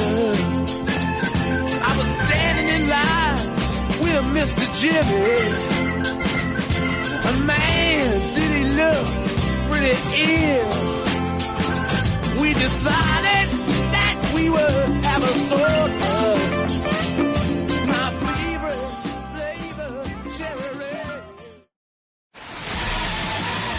Sid and Friends in the morning. 77 WABC. I got my mind set. Well, let me go to Chicago. That's where our dear friend, the lovely Caitlin Sinclair, usually in studio, but she's in Chicago. And she texted me yesterday. She was walking through like a 20,000 angry pro-Hamas protesters. Caitlin Sinclair, you're alive and well. Good morning. Good morning, my friend. We are alive and surviving, okay? We're amongst such angry people. I don't know how well we could be. I know. You actually said to me yesterday, save me, get me out of here. What's funny is, Caitlin, we were in Milwaukee together. I mean, you blew me off for Charlie Kirk. That's fine. But we were in Milwaukee together. And you remember, it was just an incredibly unifying experience. You know, Trump had just gotten shot. Everybody loves President Trump. You and me, all of us, all on the floor. Everybody on the same page. It wasn't like this bickering going on with the Bidens and the Harrises and the Clintons and the Obamas. It was just amazing. There were no protests. There was no riots, no cops. I mean, you're in Chicago. You're right there. Tell me the major difference between what you and I experienced in Milwaukee and where you are now in Chicago. Yeah, I mean, so my favorite part, and besides the differences of, you know, these angry people and just how honestly hideous all these liberals are, I have to say. But besides those differences, the hypocrisy that's existing, right? The Democrats told us that walls don't work, yet there is fences and walls everywhere here. Requiring IDs to vote is racist, according to Kamala Harris, yet they're requiring IDs to enter. And then they're saying we need to defund the police for the past 4.5 years. And there are cops with riot gear, Sid, around every street corner. And my favorite part about all of this is these riot police outside. They're not here to protect Kamala Harris or Joe Biden from ultra MAGA Trump supporters. They're there to protect Democrats from other Democrat voters. So the irony here, the hypocrisy that exists, was not addressed once on that stage last night. And then the contrast is so stark. You're so correct. Between the RNC and the DNC, I'm taking away the message it's sending to young people, Sid. So you have leaders like Vivek Ramaswamy at the RNC that was encouraging the young generation to start families, to rebel, to have a voice, to get involved. And then here at the DNC, oh, well, we can kill babies on wheels. Nothing screams empowerment quite like that, right? Yeah, that's true. And I like the way you described the scene there, because I thought it was very difficult to get around in Milwaukee, and then talking about the hypocrisy. And you're so right on all of it. And I'm glad I was right about the stark contrast. I only saw it from a television standpoint. I was watching, Jesse Waters and Laura Ingraham last night. It just looked dead. I mean, obviously once AOC and Biden took the stage, which was basically Tuesday morning, they had a little bit of folks in there, but it just looked dead. Tell me this, Caitlin, when you're walking around, whether it's Radio Row where you are or TV, wherever you are, how would you describe the mood of the media? I think everyone's on the same page here, and that is, this was not a process that Americans were happy about. An installment of Kamala Harris, that the word I've been using is flat, Sid. You talk to voters, you talk to people, you're around the media, and everyone's kind of just flat, just monotone. Like, yeah, I guess she's better than Joe, but that's it. That's it. Not we're excited about her. Right. She's better than Joe. Right. So it's falling flat. It's very monotone. It's very boring. You had Don Lemon here yesterday. I thought that was so far on Media Row my favorite guy to see. Who's he working with? Don Lemon. He got fired. Who's he working with? I think he's just here trolling. I don't know what he's doing. Because he was actually in Cincinnati a couple of days ago. It was all over Fox News the last couple of days. That's right. He was interviewing Democrat voters in Cincinnati that were voting for Trump. You know what, Sid? I think he might have the same problem here, because even when I attended that rally I texted you from yesterday, a little protest, some of these protesters, most of these protesters, they don't like Kamala. They don't support this party. Again, it's the same voters that they're trying to appeal to that actually hate them. So Don Lemon might have that same problem when he's going around Chicago asking folks who they're voting for. This is a city that has, it's a cleaner New York. I'll give it that. But the deterioration of Chicago, the defund of the movement of the police, the funding of the police, these folks are angry. They want their city back. They want their streets to feel safe and secure. So they might be some Donald Trump supporters in disguise here, and Don Lemon might be a little surprised when he takes to the streets here. One thing, too, I noticed last night, Caitlin, was I was on the floor at our convention in Milwaukee 3 nights. Yeah. And there was some shots taken at Biden, no question about it. I'd be lying if I said there wasn't. But that wasn't the real force behind the speeches. There was a lot of folks talking about what Trump did for them. This is what Donald Trump did for me. This is why I want him back. Now, I didn't see every speech last night, and mostly I saw just the highlights or the lowlights. But whether it was AOC or Hillary Clinton or Biden or the idiot governor from this state, Kathy Hochul, it seemed to me like all they did last night was bash the opposition, bash Donald Trump, convicted felon. Was that not the case? I so love that you brought that up because that is completely correct. That's all he did was talk about how he is not Donald Trump. And Sid, that is exactly what Kamala Harris is running on, right? That she's not Donald Trump. 0 policies, 0 vision, 0 agenda, 0 ways were talked about or listed last night for how we are going to make this country wealthy, secure, and safe. So the American people sitting at home, how often do they want to hear about Joe Biden and Kamala Harris hating Donald Trump, right? When they can't put food on the tables, they can't fill up their gas tanks, and they're too scared to send their kids to school. So I don't think the American people are falling for this anymore, but that was exactly what the speech and the theme was. And I'm pretty sure the Kamala Harris call that was Women for Kamala had more testosterone in the room than the DNC last night with all these men getting their balls chopped off. So there's that. You got a special night coming up tonight with both Obamas and Emhoff. And, one last thing, and this is going to be very Trumpian of me, I know that. But the one thing I did notice in Milwaukee was very good-looking crowd. I mean, you're a gorgeous girl, but very good-looking crowd. The guys are good-looking, the girls are good-looking. And I'm watching TV last night, and these were some of the ugliest people. We all showed up in dresses and suits, looked like $1 million. Half of these people last night were like dressed as characters. So in a very Trumpian way, I'm here to tell you that the Republican Party is the much better looking party. Your thoughts, Caitlin? I am here to second that. I don't understand Kamala Harris running on the woman card, Sid, as we all know, running on gender, yet why are you not dressing like a woman? Where are the nice dresses? I don't understand how this is the best we can do. These pantsuits, we already know from Hillary Clinton, yuck, get them out. Some of the most hideous people, I'm so sorry. We definitely sound a little bratty here, but the blue hair, the earrings, the tattoos all over the face, the angriness. It's not hot, guys. No, it's not hot.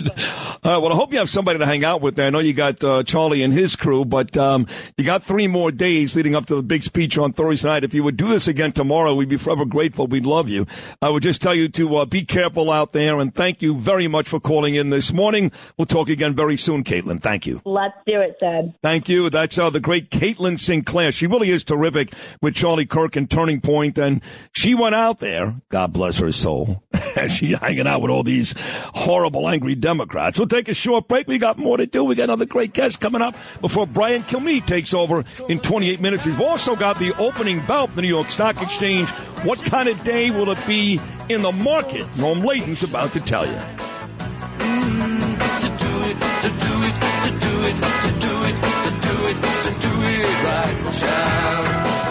I got my mind set on you.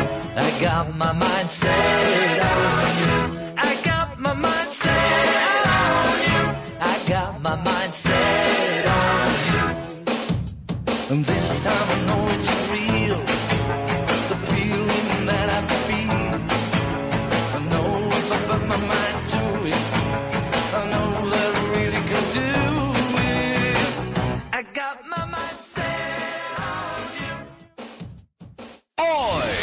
This is Sid and Friends in the Morning. How many of us have them? 77 WABC.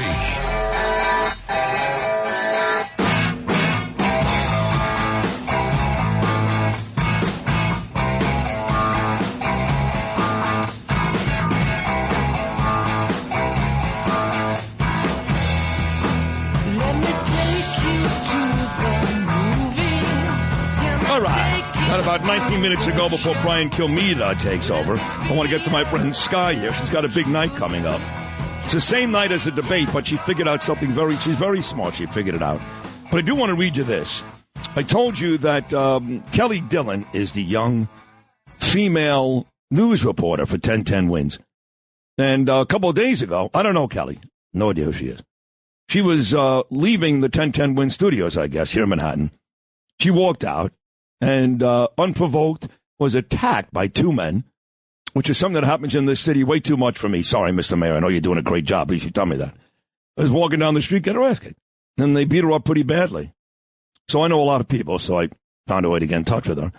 And I just sent her a text. I said, look, you don't know me. I'm Sid Rosenberg, and I want you to know that I feel horrible what happened to you, and I hope you're okay. And she sent me this, which I am going to read. She said, hey, Sid, very nice to meet you. Thank you very much for reaching out. That was very kind. I am slowly recovering. This concussion is kicking my butt right now. But I know I'm going to be okay. I've been inundated with messages and emails from beautiful souls like yourself, reaching out with kindness, but also so many sharing their stories of attacks where nothing has been done or their story was ignored. A lot of females, but also a lot of men. So I'm on a mission to help right now. I've got this platform, and I want to help spread the truth, and hopefully in creating profound change in the city, and hopefully put a stop to these senseless acts of violence against innocent people. Those responsible for covering this up need to be exposed, in my humble opinion. And I couldn't agree more. Now, I did text her back. I offered her a spot on this show. I know that her boss, Ben Meverak, and her big boss, Chris Oliveira, will allow her to do it, even though she's at the competing 1010 Wins. They'll allow her to come on this show because I'm close with all those guys. Hopefully she says yes. But either way, me and Curtis, who walks the streets every day as a guardian angel protecting and defending New Yorkers, we're all in with this girl. So right now, to me, Kelly Dillon is a hero. You know, we talk every day about this city, how bad it's getting. It's just, you know, they tell you the crime numbers are down. Nonsense. Maybe murders are down, but the attacks on the streets, they're not down. They're not. I walk outside here, 3rd Avenue. I got to walk down to the train, and then I make that long walk from the 4 train down to Wall Street every day. The amount of vagrants and scumbags and homeless and migrants and people with kafirs walking the streets, it's grotesque. But don't worry, Mr. Adams.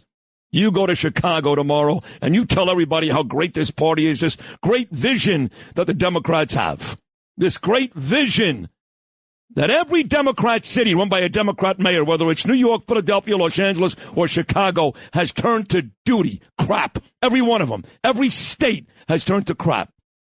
The country is garbage, and the world is on fire. But you tell them, Mayor Adams, you guys have a wonderful vision. I can't wait to hear it one day. You'll be long dead when you guys finally figure it out, of course, because it doesn't exist right now. If you're expecting Kamala to deliver it on Thursday night, you're in for a rude awakening. We'll take a short break. When we get back, we'll talk to my friend Skye. She's got a big night coming up. She's a fashionista. She's a beautiful girl, too. So we'll talk about her big night on the 10th, and she's got some thoughts on the city, too. Come back with Skye right after Led Zeppelin.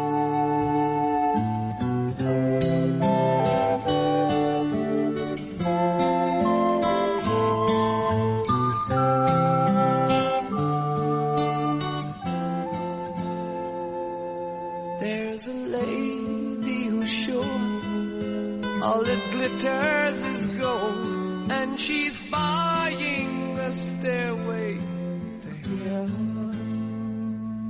When she gets there,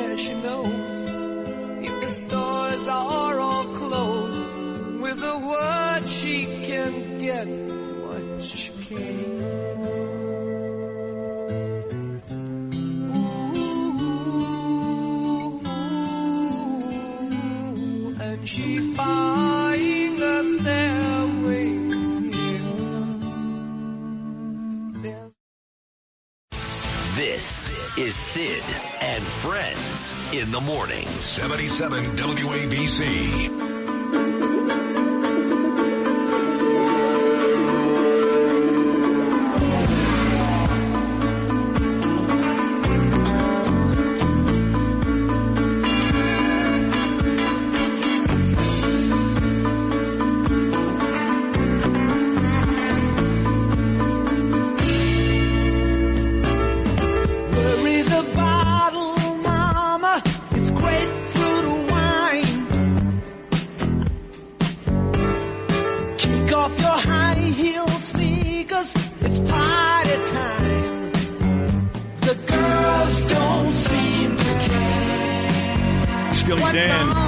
Song, Lewis. Got about 8 minutes to go. My friend Skye is here. The last time I think I saw you, Skye, I think was at the Nassau County birthday party. Oh, Bruce Blakeman, I think you were. Yeah. Well, I saw you in the cocktail party. I don't think I saw you in the main dining room. Did you stay for that? Yes, where they had the pipe drum bands. You saw Nassau County, yes. And you saw Taylor Dane? Yes. Okay. Yes. Yeah, I saw her. I actually left when she came downstairs, a very nice hello, and then I had enough. I went home. I had to watch the Rangers that night. It was a big Ranger game that night. But it was a great night, and Bruce Blakeman is great. You're a big star out there in Nassau County. Yep, I'm born and raised in Syosset, Nassau County. Do you still live there? My parents do. Okay. And this explains, then, this friendship of yours, which for some reason you boast about, but so do I, with George Santos. He's your good buddy. Yes. Don't be sad. I love George. I've had him on the show a million times. I actually feel guilty because I'm the guy that burned him. That video, which has over 6 million views, is him and I when he talked about being a volleyball star at Baruch. Not even close to being true. But I like the guy. After the New York Times Expo, he came on camera with me first, Sid. Did you know that? Before Fox News, before he went on with Tulsi Gabbard, I had a 24-hour lead time, and that's when he said that he's Jewish. Jewish. Not exactly. That was you. Yes. Fantastic. Yes. He would have loved you, but he loves me more. I that's just how frowned he is. because of what happened yesterday. It's hard to believe that he would plead guilty, like knowing his personality, knowing all the stories. He told me he was spending the month of August in West Hampton. I thought I was going to see him this summer. Yeah, I actually saw him at the State of the Union. I was like, wait a second. Yes. He was already kicked out at that point. I was like, he's hanging out there with Matt Gaetz and Lauren Boebert. I was up in the, I got kicked out of that thing, which I'm still very, very proud of. But I saw him there that day, and I was like, wow, look, this guy's still in the mix, but not anymore.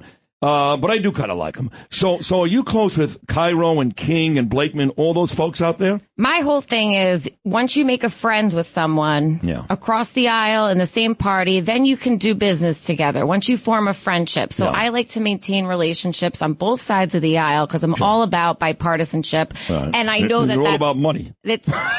And why exclude 50% of the people if they can pay you too? Let's be honest, okay? No, I'm really altruistically speaking. I believe that. That I want everyone to get along. And it's unfortunate that in today's day and age, you can't talk to someone if they're on the opposite side of you. I believe all that. I do. I don't know you all that well. We met a couple of times, but just looking at you, I know your mom is listening. Hello, Mom. Hi, Mom. I believe that's true about you. So just so you know, I'm the complete opposite. I hate those people. I want nothing to do with them. I barely even talk to my own sister, and I love my sister. I love her, but I could barely talk to her because this is not a small thing. I've got children. Hopefully one day I'm going to have grandchildren, and I have an issue, for example, with drama queens reading Charlotte's Web to my kid, okay? I have an issue with an economy that's going absolutely down the toilet, and having people tell me, don't worry, we have somebody on TikTok who is a viber, checking out the vibe of the economy. I have an issue with a government that forever has been pro-Israel saying something like this creep said last night about the pro-Hamas people. I kind of understand where they're coming from. These are not small things. So I can't just overlook it and go, hey, let's go for dinner. I did for a long time, but I can't do it anymore. That makes me less mature and more angry, but I'm okay with it. Okay. You'll never get to that point. You'll never get there. I don't know how you feel about a lot of these things.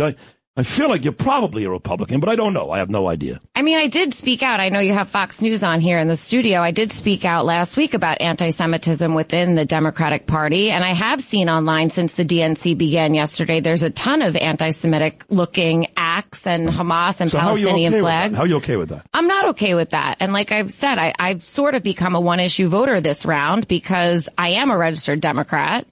I'm unsure if I can vote Democrat at the federal level this year. You're unsure? I'm unsure. What's going to make you figure it out? I want to see what's going to happen over the next couple of days. What's going to happen? They're going to stand up like they did last night and lie. Joe Biden's going to tell you that Donald Trump called Nazis good people. He never did that. Never. Joe Biden's going to tell you that Donald Trump is lying about crime. Well, he's not lying about crime. Kamala Harris is going to tell you that she's done a great job with the border. She's been there once. What do you think you're going to see in the next couple of days outside of real big lies that's going to make you feel like this party is worthy? I mean, there's been some really scary things that I've seen. And like you mentioned, right here in New York City. Right. The other night, Wednesday night, what happened at the bar in Harlem after the Harris Waltz rally? It was rough. That bar was destroyed. Yeah. And that was just who's holding these people accountable? Nobody. People come into the bar, they light off smoke bombs, right? They break the glassware, they yank the female bartender's hair, and then what? And because they're pro-Palestinians, it's okay. And I told you guys this off the air. If the Ku Klux Klan was walking down the street and beating up black people, Eric Adams would not have spent 13 days with his finger up his ass and going to Rome, but because they were pro-Palestinians bothering Jews at Columbia, even though he has no problem taking checks from Jews at Gracie Mansion, he didn't care. Talking about Gracie Mansion. Good segue. That's a good segue. We got a big party coming up, which I have to tell you, when I saw the date, I'm like, I can't make it. When you explained to me last night how you're doing it, I think I want to come. Tell me about it. Yes, doors open at 4:30. It's 5 to 7. It's called Style Across the Aisle. It's a first of its kind community engagement fashion show where elected officials model the runway wearing designers from their districts. Wow. And this was your idea? Yes. And your company is doing this? Yes. My company, In the Room Media. We fundraised. We have a few sponsors. We have individual tickets on sale, and it's happening on September 10th, Style Across the Aisle. And the whole thing is about bipartisanship. And I will say that we have 25 different elected official models, including your friend, the mayor. Right. Well, he dresses nicely. He wears a good suit. He's right there with me. We're close competition. And what we've done is we've paired each of these different electeds with a designer from their district that they may have not met before. So these are all local designers? Local New York designers from the 5 boroughs. Fantastic. And who found out about these designers? Was that your job? So I built a little steering committee. I have a few friends on the steering committee. Gina Newman, who you know on the steering committee. Gina, I love Gina. Yes. She's a designer herself. She loves Anthony Scaramucci's restaurant. She loves it there every night. Are you here? I'm like, no, I'm never there. I said once. Yes. But she's a great girl, yes. So we found designers from the different boroughs and we paired everyone and I've heard so many stories now. A few designers go to visit the electeds and politics doesn't come up. It doesn't. And who knows what sides of the aisle the designer's on versus the council member, the senator, the assemblyman. No, you don't know. Unless you know them, obviously. But they bond over fashion. They bond over something they have in common. And that way, when the difficult conversation comes up, they're able to still maintain rapport and have a conversation. It's great. I mean, I've got 2 designers. Joseph Abboud, maybe the most famous men's designer ever. He's Republican. And then Anthony, who owns a garage, a legendary place in Brooklyn. He's a Republican. So I don't have that issue. But I could just imagine, because I love nice clothes. So do you. You look great. Always. Every time I see you, you look great. This is actually a suit I've had since middle school. It's Juicy Couture. Juicy Couture is the best. So every time I see you, you look great. But I don't know how it would feel if my designer was a Democrat. But then again, I care so much about my clothing, I'd probably, at least for that couple of hours, let it go. Yeah. If they're good at their job, I would let that go. Like food, for example. I can't tell you that every restaurant they eat at in New York City, that the chef is a Republican, but if I like the food, I go back. Okay, there you go. Until I find out they're Democrats, and I don't go back. Well, you're looking at a Democrat right here, Sid, and we're getting along pretty well. You are not a Democrat. I'm a registered Democrat. Are you really? But as you know, you mentioned Bruce Blakeman. If you're a Democrat in Nassau County or even in Suffolk County, it's very different than being a Democrat here in New York City. Yes, much different. You could, because, and I always have a difficult time with this, there's more common sense with you guys on the island than there is here in New York City. Yeah. Right? So you are a registered Democrat. Yes, I am. So you're going to watch? Do you watch the DNC? Well, you don't really tell me you are, and you loved it. Like you watched enjoyed the it? RNC. I had friends there, like yourself, a few yes. other friends, and Yes. here at the DNC, I see a lot of friends are there too. So have you made up your mind yet? I know you're a registered Democrat, but are you still trying to figure out between Harris and Trump? Or you're going to go with Harris? I'm pretty decided, but Harris, okay. we'll see what happens. Yeah. No, She wears a lousy pantsuit, by the way. If you care about fashion, you say no. So you're a registered Democrat, and you're at least considering voting for my friend Donald Trump. yes, I'm considering it. Listen, I've met him and I've shaken his hand. You have? I can't say the same about Kamala. Right. Hope you never wash that hand again.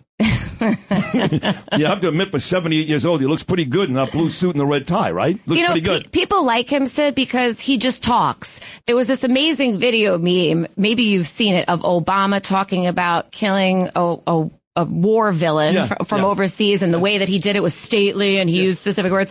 And Trump's like, he died like a dog. And that's how people talk. They want like everyday vernacular, right? Yeah, and when he did the 2-hour interview with Elon Musk the other night, it was 2 hours of candid conversation. And that's what people are looking for. They want to hear your personality through your words. They want to hear how you are off the cuff instead of doing a pointed, specific interview with questions and answers that's edited. Well, you are terrific. I feel horrible the show has to end here because Brian Kilmeada's coming up. But you are so great. I'm serious.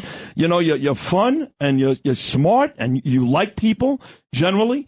And you're honest and you look great. So in the final 30 seconds, one more time, give the folks all the details about the big night coming up. Yeah, style across the aisle. Elected officials model the runway wearing designers from their districts. It's happening on September 10th at Gracie Mansion. It's bipartisan.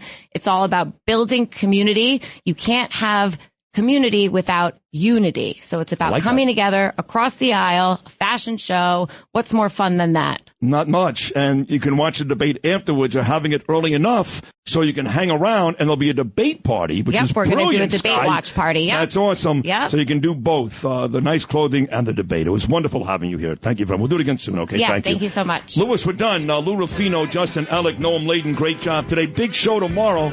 Judge Janine Pirro will be here. Peter King will be here. And yes, Congressman Jim Jordan, he's going to stop by as well. Hopefully J.D. Vance on Friday, Mike Pompeo on Friday. And we're done. We'll all be back for a 6 a.m. Wednesday show tomorrow. Till then, folks, from all of us to all of you, peace.